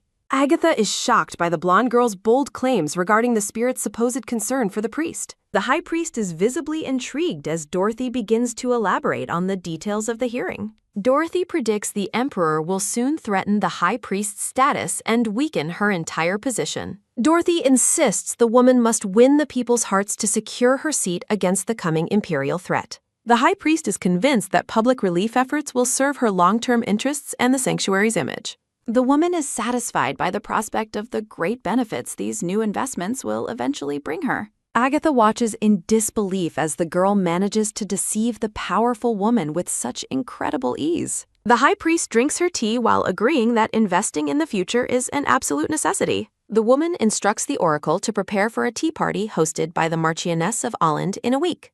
Dorothy questions if she is allowed to attend such an event, which the priest easily confirms. Narrative text introduces the Marchioness of Holland as a devout follower and the emperor's influential aunt. The text notes the Marchioness is the only one capable of opposing the emperor as Dorothy nervously gulps. The high priest finishes her tea with a look of smug and calm satisfaction. Commoners read newspapers discussing Dorothy's aerial performance as news of the oracle spreads rapidly. Headlines shift to focus entirely on the high priest's compassionate relief efforts as Dorothy watches. Dorothy realizes she is losing the public opinion battle and becomes worried about her failing strategy. Dorothy reflects on her situation and decides she must find a way to influence the imperial press. A week passes and a grand carriage arrives at the estate for the scheduled high society tea party. The high priest orders the girl to follow her instructions perfectly and avoid any unexpected or unauthorized actions. Dorothy politely agrees while dressed in an elegant blue gown for the upcoming event. A text box confirms the day of the promised tea party has finally arrived. A servant welcomes the pair and announces that the Marchioness is currently waiting for them. Dorothy panics slightly as she realizes she was too focused on the press to prepare for the party. Agatha warns that the guests are all influential figures as the high priest leads the way forward. The spirit suspects the priest plans to use the oracle to spread damaging rumors about the emperor. Dorothy observes recent newspaper reports claiming the oracle can receive revelations without the blue flames. Agatha attempts to give Dorothy a final warning before she is suddenly interrupted. A sudden, quick pop sounding occurs as Agatha abruptly vanishes in a flash of bright blue light. Dorothy is terrified to find her connection to Agatha cut off just as they enter the mansion. The high priest and the oracle are announced as they walk into the gathering with a sudden, quick tap sounding. A voice from within the garden notes that the guests of honor are arriving quite late to the party. The high priest is startled to find an unexpected and powerful presence waiting for them at the table. The red-haired woman is shaken, never having seen a guest arrive this late to such an event. Theodore smirks and suggests his aunt should be far more selective with her invitations in the future. Dorothy laments that her bad feelings regarding the meeting are always proven correct. The emperor sits confidently at the table while enjoying his tea and the discomfort of his new guests. The high priest maintains her composure and offers a stiff greeting to His Majesty the Emperor. The dark-haired Marchioness welcomes the pair and mentions she was expecting their arrival at the party. Dorothy feels completely overwhelmed and wishes she could simply hide behind the high priest forever. Dorothy internally panics as meeting the emperor would render all her prior efforts to evade him completely worthless. The red-haired high priest offers a deep bow while praising the son of the empire and thanking the Marchioness for the invitation. A sudden, quick rustle sounds as the red-haired woman turns back with a sharp and demanding gaze. The high priest demands the oracle greet His Majesty while Dorothy looks on in a state of visible shock. A sudden, quick rustle sounds as Dorothy offers her formal greetings and glory to the son of the empire. The black-haired man asks if she is truly the oracle that everyone in the empire has been talking about. The emperor smiles warmly, claiming it is a great honor to meet the empire's precious gift. Theodore instructs the girl to raise her head, reminding her that his aunt is the true host of today's party. The dark-haired Marchioness agrees with a pleasant expression as her nephew acknowledges her position.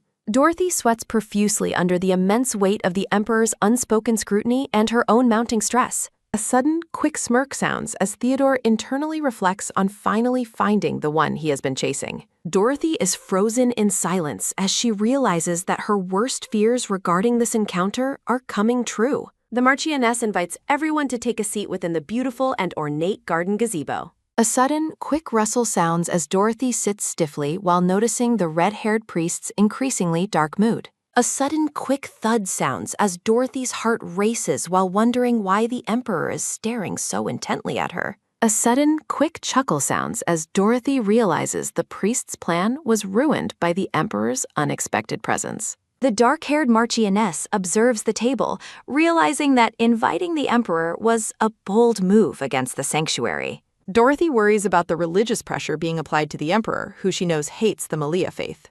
A sudden, quick chuckle sounds as Dorothy forces a smile, feeling lonely without Agatha's guidance. A sudden, quick sip sounds as Theodore drinks his tea, hoping the party concludes without incident. The dark-haired woman suddenly remembers something and claps her hands together with excitement.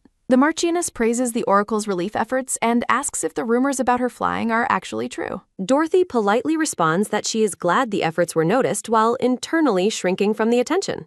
A sudden, quick p sounds as Theodore scoffs dismissively at the mention of the Oracle's miracles. A sudden, quick chuckle sounds as Theodore apologizes for his rudeness, calling such talk in this setting ridiculous. The Marchioness is appalled, questioning how the Emperor could speak so disrespectfully toward the legendary Oracle. Theodore calmly asserts his lack of faith and his inability to believe in what he considers absurd nonsense. The black-haired man instructs them to enjoy their conversation as he prepares to detach himself from the topic. Theodore cuts off his aunt, stating firmly that he has held his tongue regarding his beliefs until now. A sudden, heavy thud sounds as Theodore warns the Marchioness to stop trying to change his mind. A sudden, quick rustle sounds as Theodore's expression turns chilling, warning that his patience is running out. The Marchioness trembles in fear, claiming she only spoke for his benefit in hopes he would find new faith. Dorothy interjects, apologizing for the interruption as she prepares to shift the focus of the conversation. Dorothy shocks the entire table by claiming that the spirits have just spoken directly to her. A sudden, quick rustle sounds as the stunned women demand to know exactly what the spirits said to the Oracle.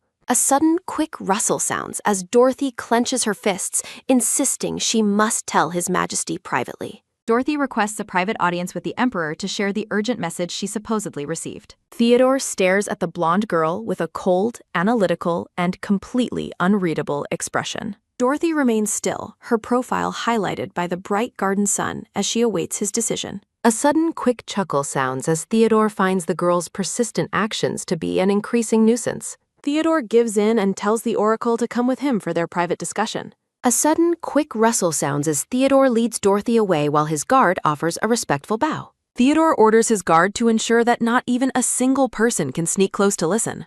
A sudden, quick rustle sounds as Theodore's eyes narrow, showing a dangerous and sharp glint. Theodore drops all pretenses and asks if he should address her by her real name, Maria. A sudden, quick rustle sounds as Dorothy's eyes widen in pure terror at the revelation of her secret identity. Dorothy reflects on how the provocation at the party made her image worse, forcing her to come here.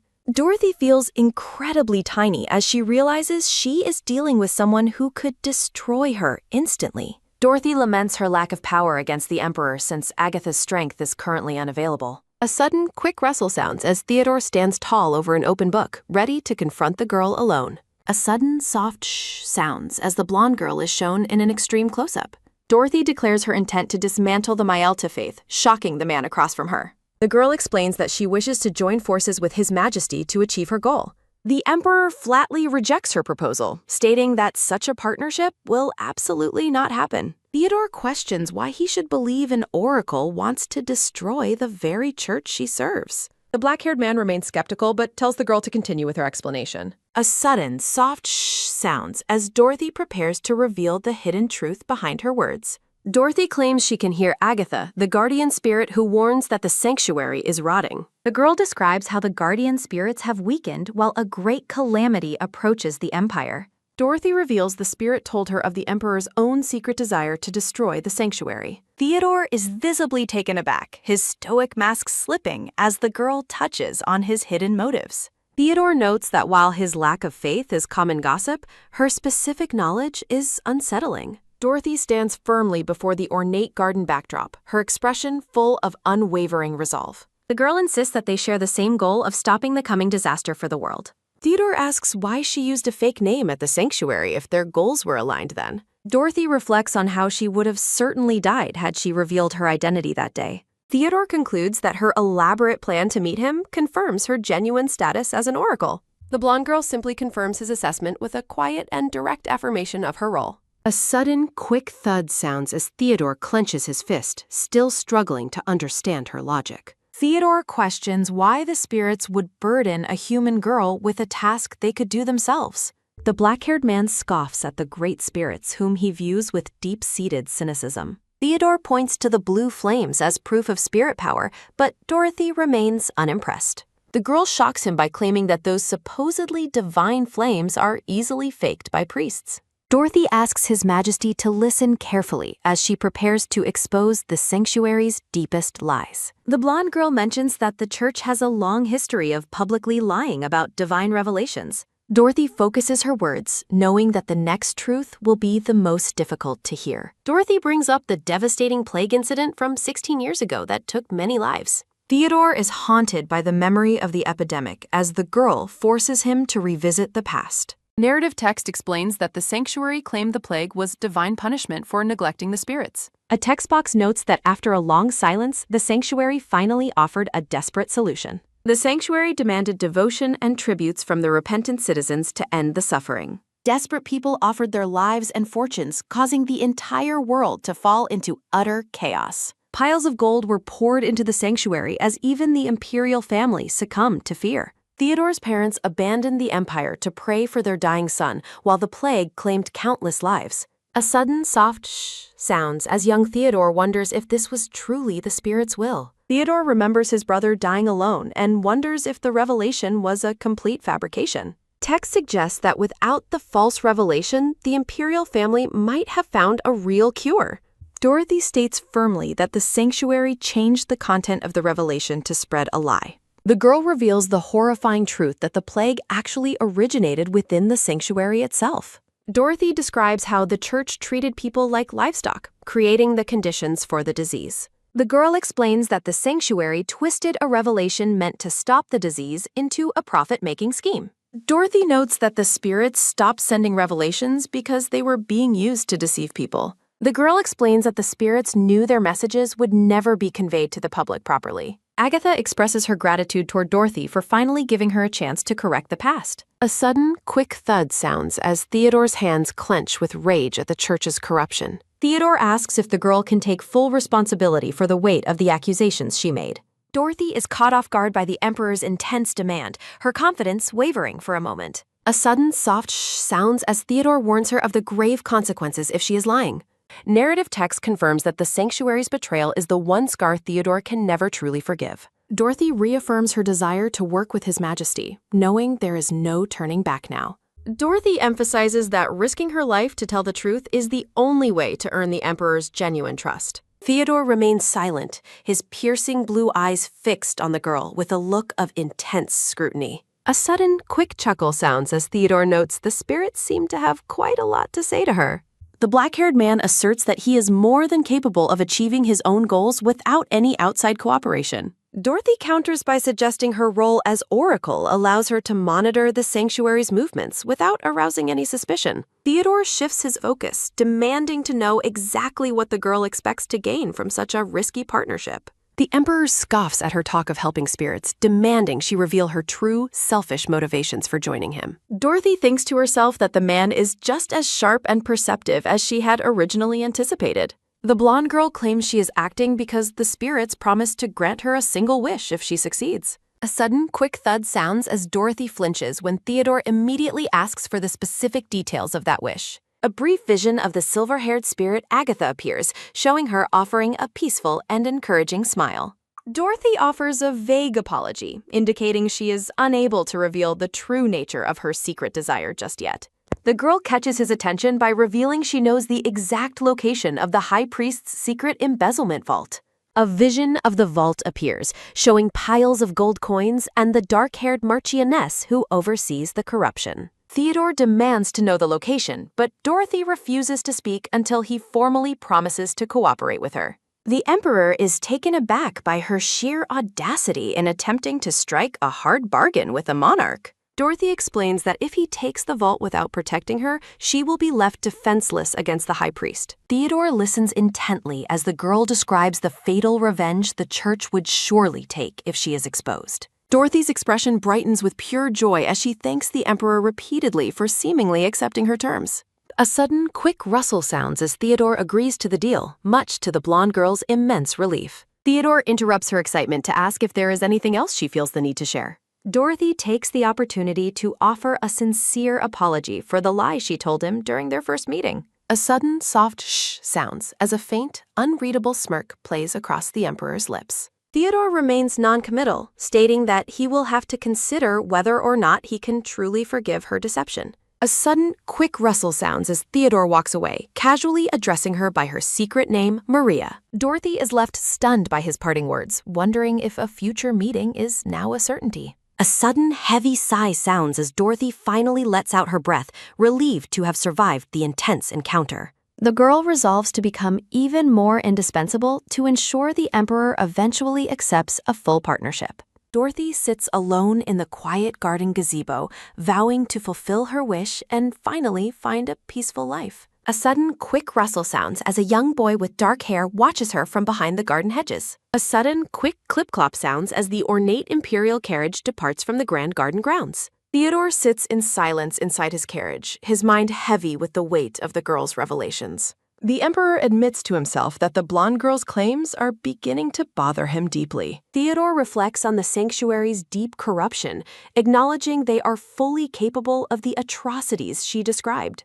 The black-haired man remains skeptical, wondering how he can possibly believe her words without any physical proof. Despite his logical doubts, Theodore finds himself haunted by the implications of the what-if behind her story. Theodore finds it infuriating that a mysterious oracle who appeared from nowhere has so much influence and knowledge. He recalls the pure terror in Dorothy's eyes during their first encounter, contrasting it with her recent bold resolve. The Emperor stares out the window at the passing city, lost in thought regarding the girl's true intentions.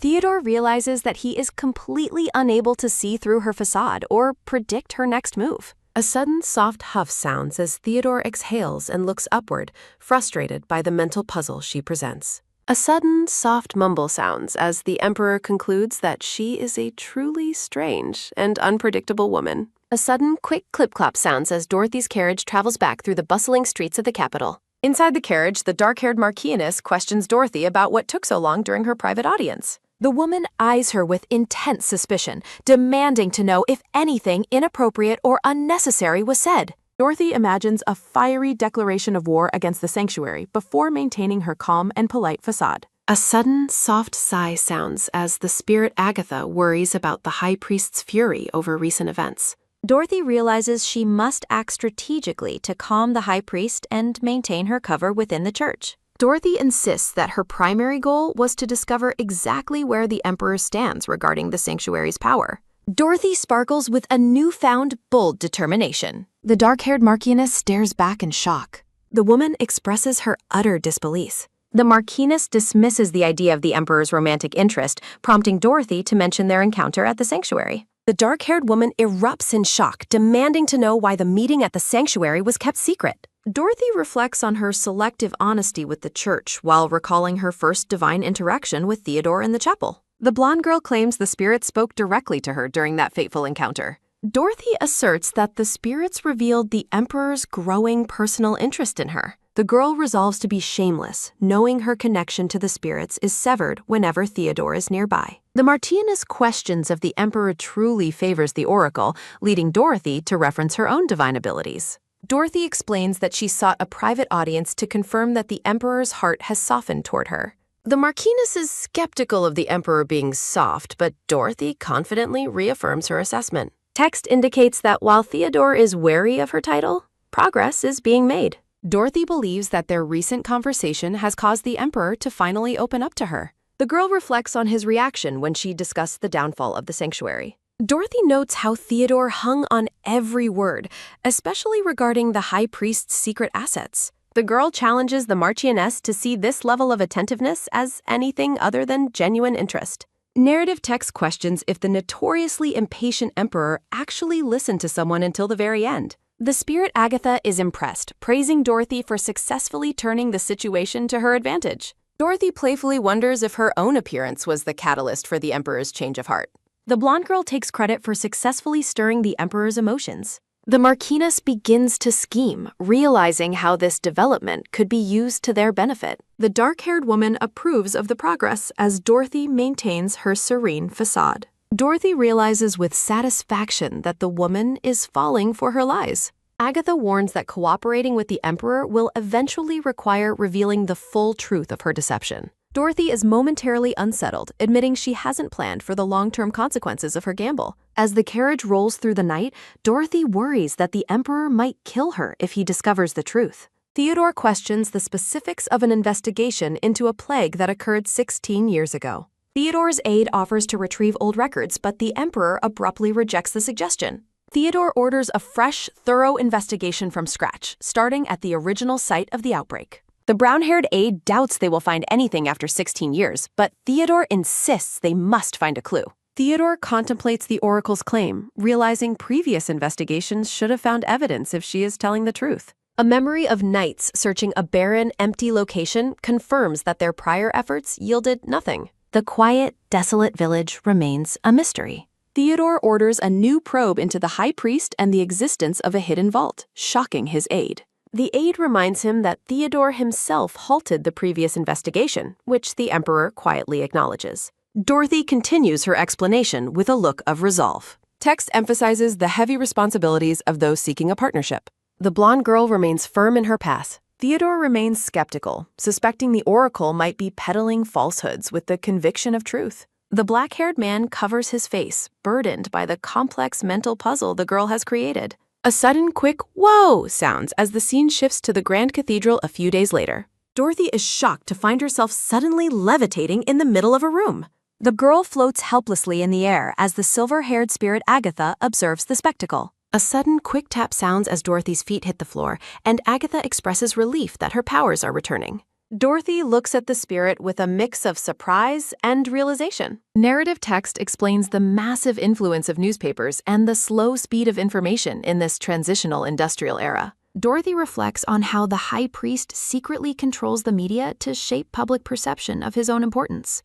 A chibi Dorothy is annoyed that every past news article was designed to make the high priest look like a hero. Dorothy resolves to win over the press to ensure her name as the Oracle gains the influence she needs. The silver-haired spirit reports that she found no leverage against the newspaper owners. Agatha suggests that only money will sway them, making Dorothy realize her own funds are currently limited. The blonde girl suggests taking on one final job, but the spirit firmly rejects the dangerous idea. Dorothy walks through the palace corridor, resolved to win over the press to prove her value to Theodore. The blonde girl suddenly stops in surprise. Dorothy's gaze falls upon a small, dark-haired boy standing alone in the hallway. The girl is startled as a new divine presence suddenly manifests beside her. A sudden, quick whoosh sounds as a white-haired spirit child appears, urgently pleading for her help. Agatha is surprised by the direct request from Horte, the spirit of protection. Dorothy agrees to assist, recognizing Horte as the guardian of young children. Narrative text emphasizes the weight and importance of the spirit's rare personal request. Dorothy approaches the dark-haired boy and offers a gentle greeting. The young child looks up at her with a start. The blonde girl's expression softens as she takes in the boy's ragged appearance.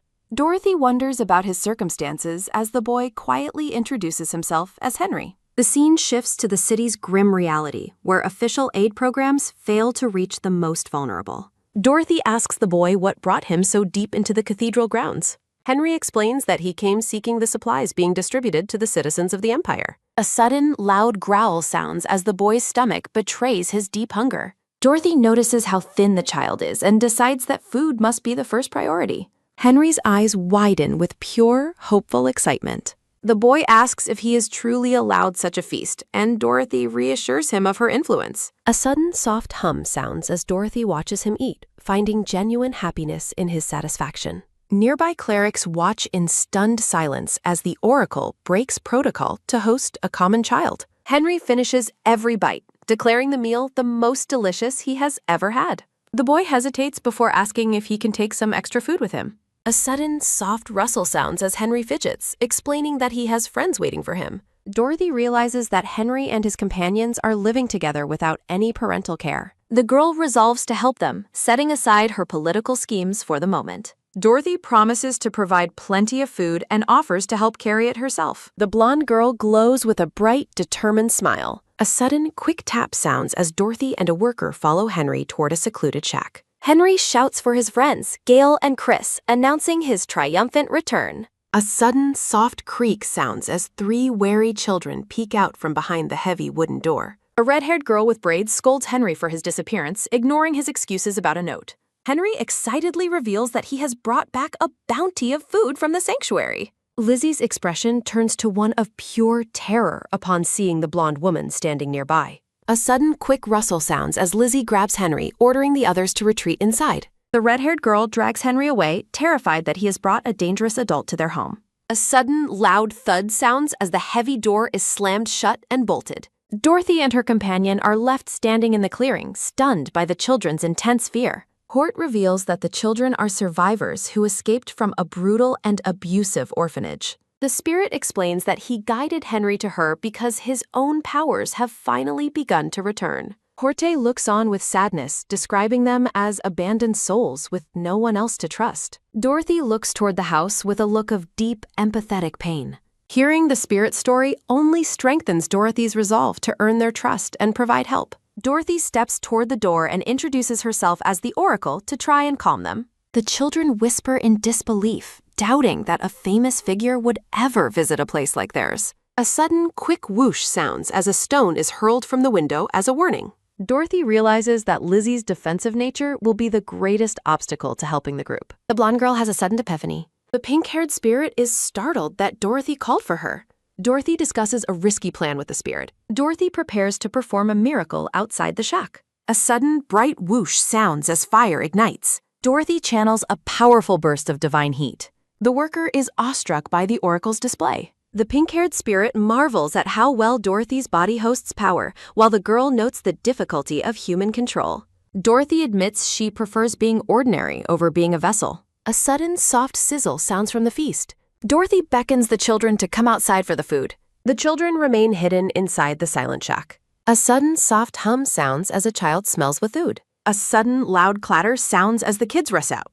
The hungry children begin devouring the prepared feast. Dorothy warns them to eat slowly, but Lizzie demands to know her identity and accuses her of harmful intentions. A child greedily grips a loaf of bread. Lizzie remains deeply skeptical of Dorothy's kind offer. Lizzie asks if Dorothy plans to sell them or force them to beg, but Dorothy tells her to stay back and eat her fill. A sudden, loud shout sounds as Lizzie calls the fire a trick. Lizzie forbids Dorothy from speaking her game. The silver-haired spirit observes how trauma has hardened the girl. Agatha reveals that the child is not a commoner, but a noble. Narrative text explains Lizzie's connection to a great ducal house. The Berardi family name is formally introduced. Dorothy is stunned to learn Lizzie is a missing child from a high noble house. Narrative text questions how a Berardi reached an orphanage. Dorothy calculates the political value of helping Lizzie. Dorothy decides to help regardless of the potential benefit. A sudden, harsh snap sounds as Lizzie calls adults liars. Dorothy looks at the girl with gentle determination. A sudden, soft hum sounds as magic activates. Lizzie is shocked to find herself levitating. The red-haired girl floats helplessly before the oracle. Lizzie begins to believe that Dorothy is truly the oracle. Dorothy explains that seeing is believing and confirms her identity. The blonde girl asks Lizzie to trust her one last time. A sudden, soft tap sounds as Lizzie lands. Dorothy explains that a spirit asked for the girl to be helped. A sudden, soft rustle sounds as Dorothy hugs Lizzie. Lizzie reflects on the indifference of most adults. Dorothy expresses a sincere wish for the children's happiness. Dorothy proves the bread is safe by taking the first bite. A sudden, loud thud sounds as Dorothy leads them inside. Clerics are stunned by the children's presence in the sanctuary. Dorothy places the children under the sanctuary's care as a cleric warns of the high priest's reaction. Dorothy asserts the sanctuary must shelter the poor and lost. Dorothy threatens to reveal a secret if the cleric refuses entry. The blonde girl walks away as a spirit watches. A sudden, quick creak sounds as doors open. Dorothy looks at a wardrobe full of white dresses prepared by the high priest. She chooses a dress, noting the high priest's effort to brand her as the oracle. Dorothy packs a bag, resolved to return Lizzie to her parents. The brown travel bag sits ready. The scene shifts to the massive Berardi ducal estate. Duke Berardi, an elderly woman, sits stressed at her office desk. She reflects on her fading techment. She considers stepping down from her position soon. A sudden soft sigh sounds as she worries about a past incident. A sudden loud shout sounds as the steward bursts into the room. He urgently announces the oracle has arrived at the estate. The Duke asks if it is the woman from the newspapers. She is skeptical of the messenger's claim. A sudden bright whoosh sounds as Dorothy appears in a glowing gown. The Duke is mesmerized by the girl's divine radiance. Dorothy apologizes for the unannounced visit. She explains the spirits called her there. The Duke feels honored to receive such a message. She warmly invites Dorothy inside. A sudden quick rustle sounds as the steward rushes to make preparations. Dorothy is impressed by the power of the goddess Euphrosyne's blessing. A chibi Euphrosyne is seen using her powers to enhance Dorothy's beauty. Agatha confirms the high priest is currently away from the sanctuary. Dorothy reflects on her struggle to prove her identity without an official carriage. A sudden quick tap sounds as Dorothy strikes a confident pose. The Duke offers a cup of tea. They sit together as the Duke ensures Dorothy is comfortable. She asks what the spirits communicated. Dorothy says the spirits want to help with her heavy worries. A sudden soft clink sounds as Dorothy sips her tea gracefully. The Duke is moved by the idea of spirits watching over her. Dorothy thinks about using sympathy to persuade the Duke. She asks about the Duke's trouble regarding her successor. The Duke admits the succession is a difficult matter. A sudden soft creak sounds as someone calls for their mother. A red-haired man enters, stating he is withdrawing from the succession line. Dorothy's eyes widen in recognition. Narrative text identifies the man as Lord Caden, Lizzie's father. Dorothy confirms the man's identity to herself once more. Narrative text labels Caden as the younger son.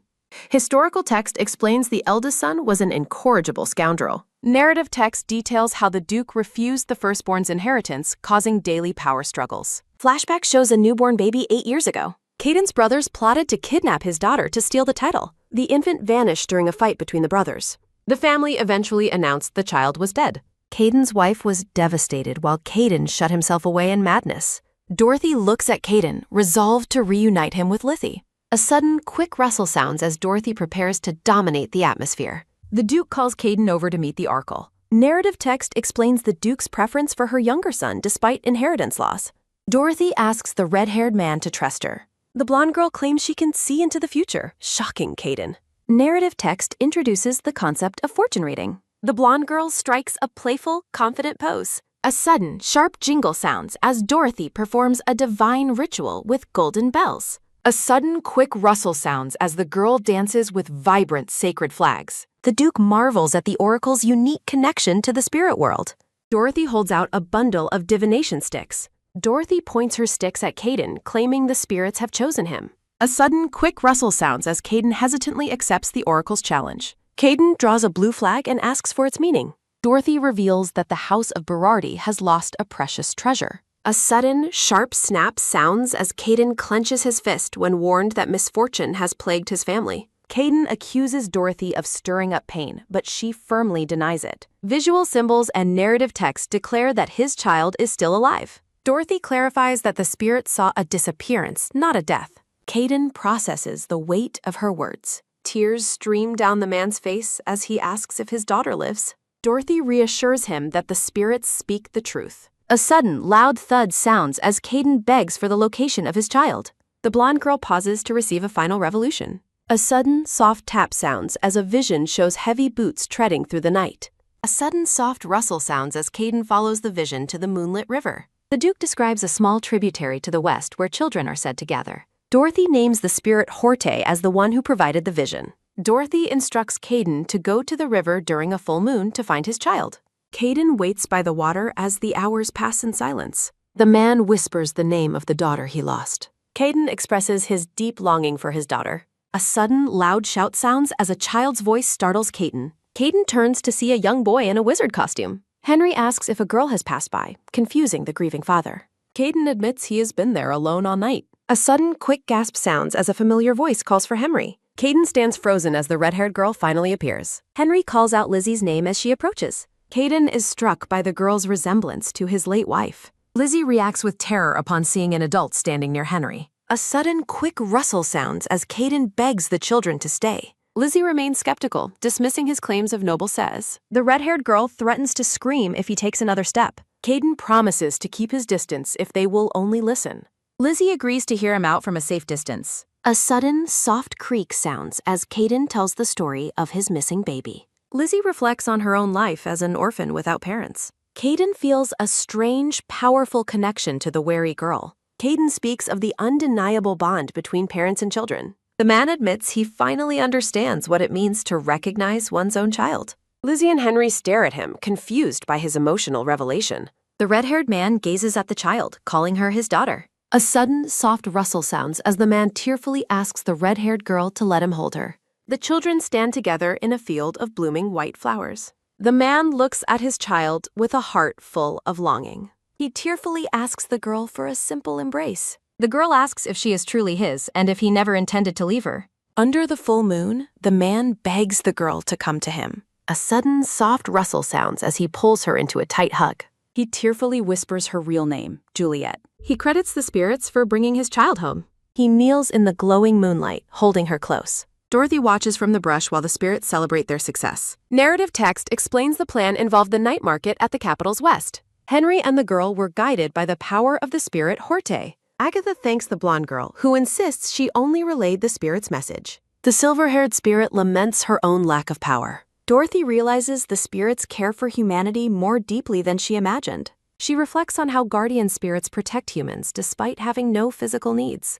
A flashback shows Dorothy suffering from spirit sickness in her previous life. Dorothy falls into a moment of silent reflection. She watches the reunion, wondering what the future holds after all is resolved.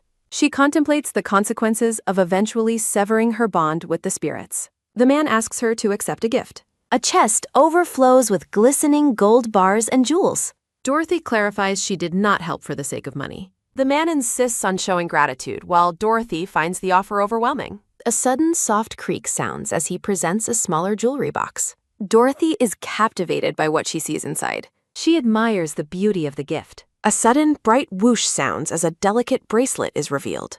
Dorothy continues to praise the elegance of the jewelry. She feels a mysterious aura emanating from the piece. Agatha explains that the bracelet contains potent spirit energy. A sudden soft hum sounds as the bracelet glows in her hand. The spirit notes that the energy is a perfect match for Dorothy. Dorothy hopes wearing it will provide some assistance. The blonde girl and the red-haired man are interrupted by the door opening. A sudden, loud shout sounds as the girl enters in a fine dress. The red-haired girl excitedly greets her big sister and says she missed her. Dorothy invites the girl to visit the sanctuary whenever she feels lonely. The girl happily agrees to visit soon. Caden suggests the girl go visit her mother. He explains the mother's bedridden and would be delighted to see her. The girl enthusiastically agrees to go see her father's wife. A sudden quick rustle sounds as she runs off. A sudden soft click sounds as the door closes and Caden asks for more advice. He expresses grave concern regarding his brother's interference. He fears the brothers will threaten the child's safety again. He worries about paternity rumors following the previous announcement of her death. Caden fears media sensationalism will harm the girl's future. Dorothy realizes that the current situation presents a perfect opportunity for her plans to move forward. The blonde girl poses with confidence, announcing her intention to seek further guidance from the spirits. A few days pass, and the morning newspaper announces that the Berardi ducal house has ended its succession crisis following the discovery of Lord Caden's biological daughter. Dorothy reads the news with a smirk, relieved that everything is proceeding exactly as she intended. The narrative flashes back to a few days prior at the Grand Mansion, where a bold plan was first proposed. The blonde girl points with conviction, suggesting that the most effective way to protect their interests is to purchase a newspaper. Dorothy urges the red-haired man to go on the offensive by publicly exposing his brother's crimes to the world. Lord Caden asks if she has a specific publication in mind, and the oracle confirms that she already has a target. Leveraging the immense wealth of the ducal house, the family successfully acquires the Empire's morning newspaper. The publication immediately shifts its focus, reporting on the return of Lord Caden's daughter and the crimes of his siblings. With the family's honor restored, the ducal house fills the paper with positive stories about the oracle and the spirits as a gesture of gratitude. Dorothy sits at her table surrounded by papers and correspondence, pleased to have gained such a powerful and loyal ally. The girl gazes thoughtfully at the reports, aware that her growing fame will bring both benefits and new complications. A sudden bright sparkle sounds as Dorothy stares at a growing pile of letters, wondering how to handle the sudden attention. The newspaper introduces a new section dedicated to the oracle's daily life, featuring testimonials from common citizens who were helped by her visions. Positive accounts from people who witnessed her miraculous deeds continued to pour into the editorial office. Dorothy reflects on how this fame inspires faith in the spirits, though she notices the high priest's envy is growing alongside the mountain of fan mail. A sudden, soft rustle sounds as the girl clenches her fist, deciding to see the overwhelming number of letters as a positive sign. The blonde girl stands amidst a field of blue roses, her expression one of quiet determination. The scene shifts to the towering spires of the imperial palace under a bright sky. A gloved hand holds a copy of the Empire's Morning, noting that the publication's editorial tone has changed significantly. A dark-haired man discusses the Berardi incident with his aide, observing how the newspaper has become a shield for the newly reunited family. The black-haired man fixates on the Berardi name, his gaze becoming intensely focused. He deduces that the newspaper's newfound support for the Oracle is part of a calculated move rather than a coincidence. Pink flowers fill the frame as the man recalls the first time he encountered the mysterious Oracle. He remembers her boldness during their initial meeting, recognizing that she is far more capable than she appears. The man realizes that his aunt's upcoming birthday banquet will be the perfect place to see the Oracle again. Theodore gazes at the newspaper with a knowing look, certain that the Oracle will not miss such a major social event. The day of Marchioness Allen's birthday banquet arrives, and the grand hall is prepared for the arrival of the elite. Guests gathered at the party begin to whisper excitedly about the rumor that the Oracle will attend. A sudden bright jingle sounds as a massive chandelier sparkles above the crowd, emphasizing the news that the Oracle will enter with the hostess. The room grows quiet, and guests turn their heads in anticipation as the entrance is announced. Dorothy makes a grand entrance in a stunning blue and white gown, walking arm in arm with the dark-haired Marchioness. The noble guests are struck by the blonde girl's beauty and the radiant aura she brings to the ballroom. A sudden bright whoosh sounds as the spirit Euphrosyne celebrates, granting Dorothy a powerful blessing of beauty. Dorothy scans the room, noting that the blessing is still active, which confirms that Theodore has not yet arrived to disrupt her connection. The girl resolves to make the most of her time at the banquet before her target finally makes his appearance. Envelopes fall through the air as Dorothy recalls the many noble invitations that have been sent her way recently. Dorothy realizes the high priest has been hiding these invitations to prevent her from building her own noble connections. The red-haired high priest is shown attending high society events in the Oracle's place to increase her own influence. Dorothy clenches her fist, determined to use this public gathering to receive future invitations directly from the nobles. If her plan today is successful, the high priest will no longer be able to intercept her communications. Marchioness Allen addresses her guests, expressing her hope that the evening will be joyful for everyone in attendance. The Marchioness officially introduces Dorothy as the Oracle and the guest of honor, inviting everyone to speak with her. A sudden loud shout sounds as the crowd rushes toward the blonde girl, eager to meet the legendary figure. The nobles shower her with compliments on her beauty, and Dorothy thanks them with practiced humility. Dorothy acts shy and overwhelmed, telling the guests that she thought the banquet would be scary, but finds them all very kind. The guests are completely enchanted by the girl's seemingly innocent and sweet personality. Internally, Dorothy is shocked by the intensity of the spirit's blessing, realizing its effect on people is almost too powerful. Dorothy enjoys her dinner surrounded by admiring guests, finding the experience much more enjoyable than she expected. Lady Victoria Hanson asks Dorothy why she hasn't toured the capital, but the Oracle explains she's been busy with her duties. Victoria suggests visiting Lake Webbing near her family's estate. The blonde-haired man rejects the long travel distance. He offers to host Dorothy at Count Gordon's private lake instead, leaving the Oracle pleasantly surprised. The red-haired high priest smiles cryptically, agreeing it would be an honor for House Gordon. Approaching the table, the high priest expresses surprise that the Oracle is so open to social invitations.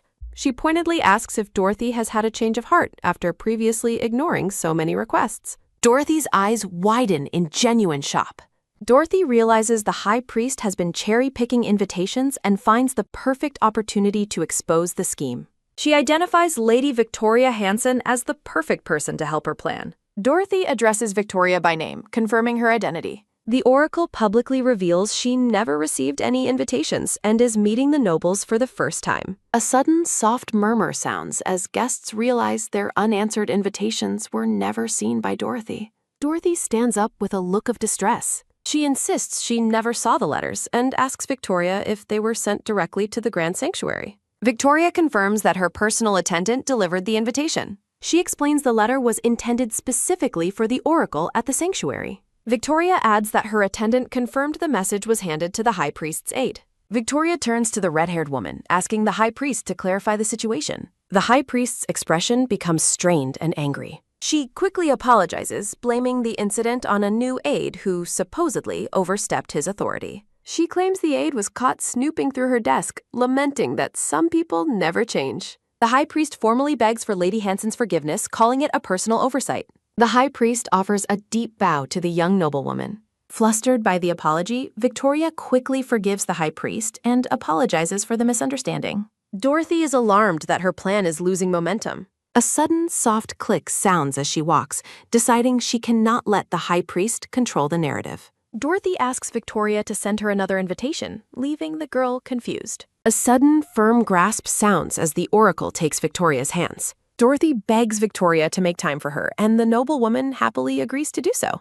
Dorothy is pleased that the public promise will prevent the high priest from hiding future mail. The high priest watches with a silent, simmering rage. Dorothy retreats to the balcony, letting out a tired sigh. She reflects on how she must play the part of a naive commoner who is ignorant of social politics.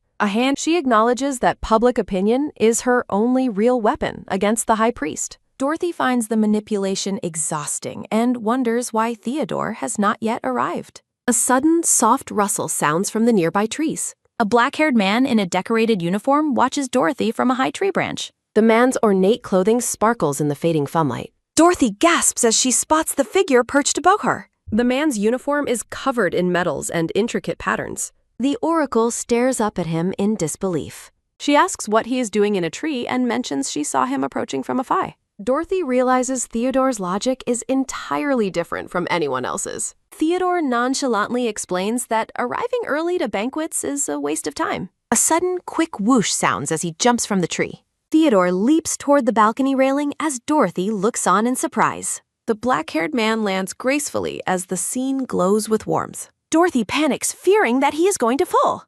Dorothy screams in panic as the black-haired man lands before her. Dorothy blinks in confusion. The black-haired man stands calmly while the blonde girl looks up at him from the floor.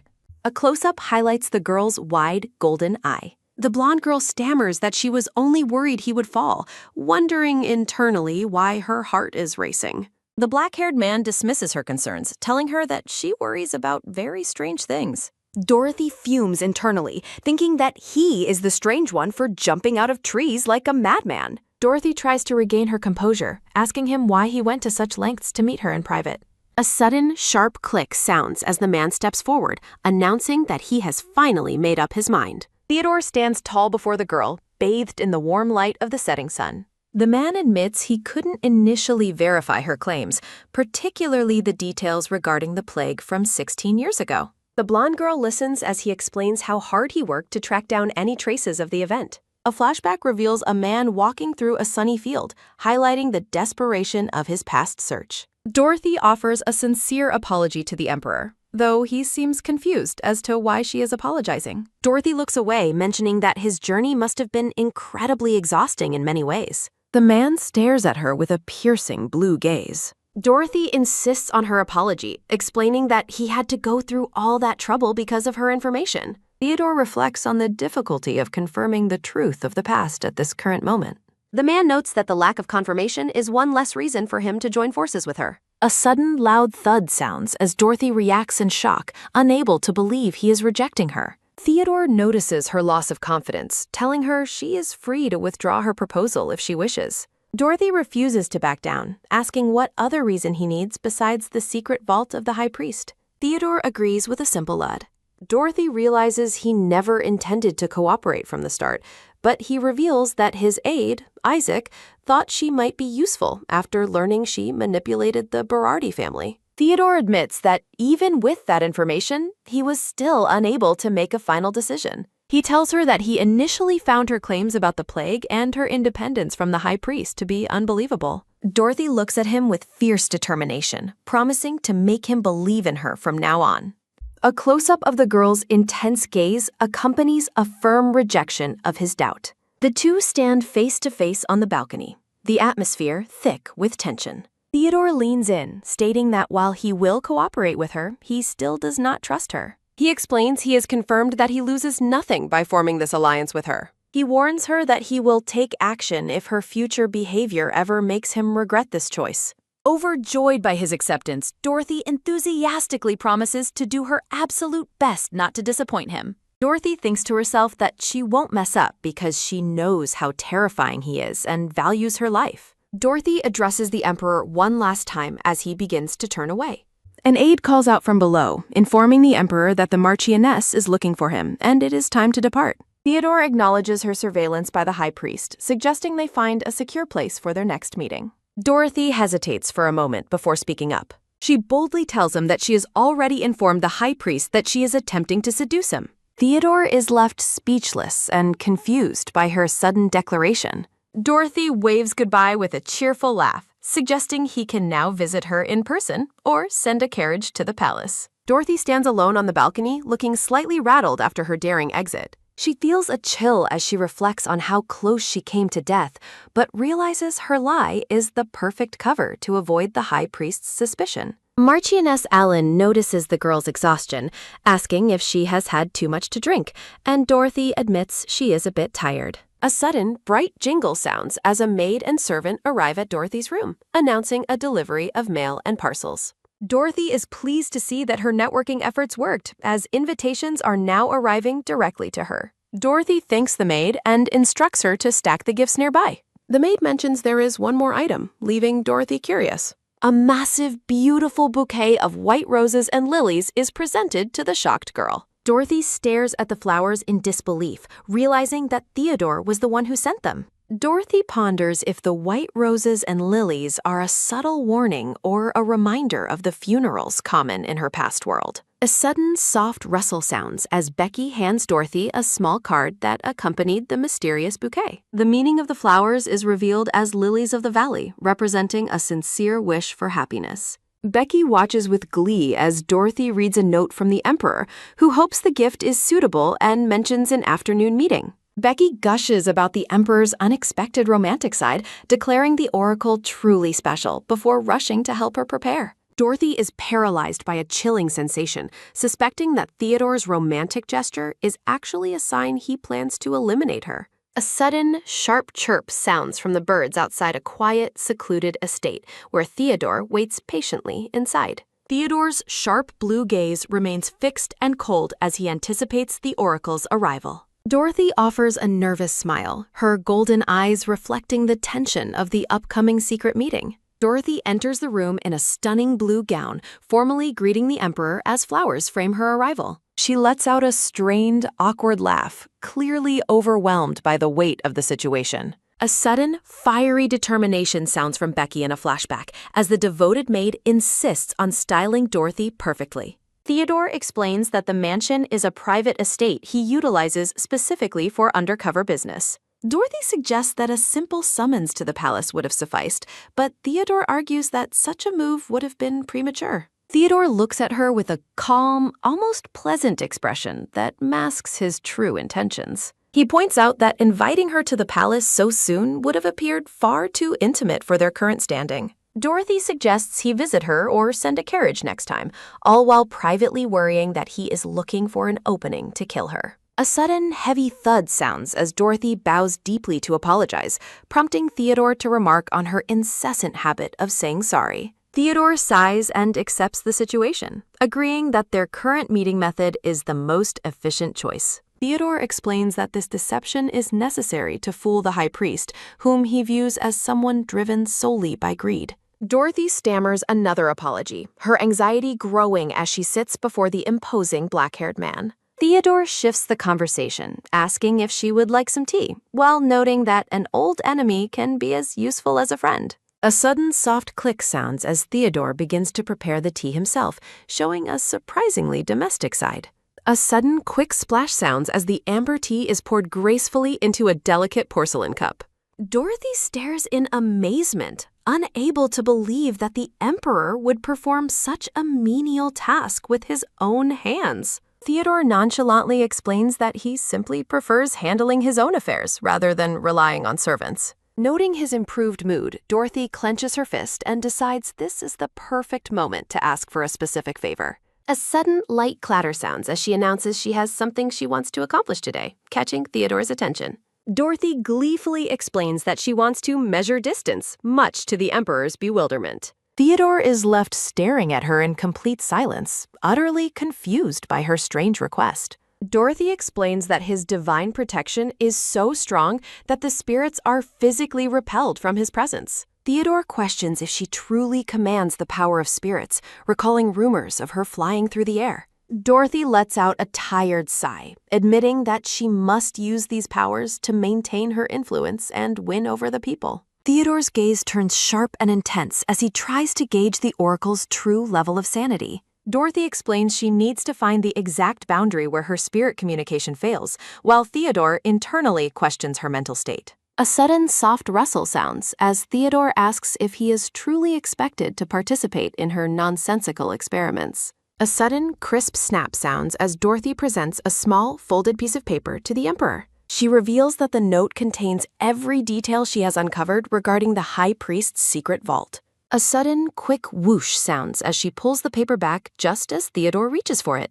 Theodore glares at her in suspicion, but Dorothy insists she will only hand it over once he assists her. Theodore remarks that she is testing his patience, but Dorothy responds with a bright, confident smile and a promise to deliver.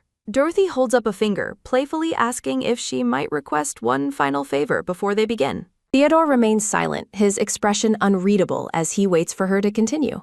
A sudden heavy thud sounds as Dorothy sprints across the room, shouting her commitment to keep her promise. A sudden rhythmic click sounds from her heels as Dorothy walks toward the other side of the room, calling for Agatha. Dorothy stops and looks back with wide eyes, surprised by the silence behind her. She reflects on how far she has already walked away from the Emperor's immediate presence. Theodore stands in the distance, watching the girl with a mixture of curiosity and wariness. A sudden, faint whisper sounds as Dorothy hears someone calling out her name, causing her eye to widen in shock. Dorothy cheers happily as the spirit Agatha appears, though she immediately regrets her loud outburst. A sudden, heavy thud sounds as Dorothy realizes her spiritual connection has been abruptly severed.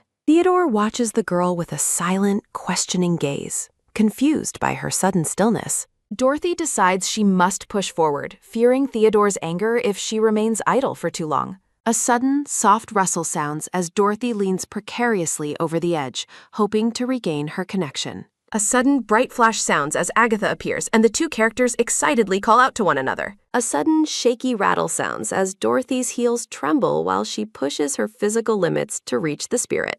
A sudden, sharp snap sounds as Dorothy gleefully celebrates a moment of clear spiritual communication, despite the danger. A sudden, loud whoosh sounds as Agatha confirms the 21-meter boundary and urgently pleads for the girl to step back. A sudden, heavy thud sounds as Theodore firmly catches the girl's arm just as she attempts to lean out even further. A sudden, quick swish sounds as Dorothy lets out a startled shout of surprise at being suddenly grabbed. Dorothy is left breathless and startled as the Emperor pulls her back into the safety of the room. A sudden, chilling hiss sounds as Theodore looks down with a cold gaze, sternly questioning if the girl has lost her mind.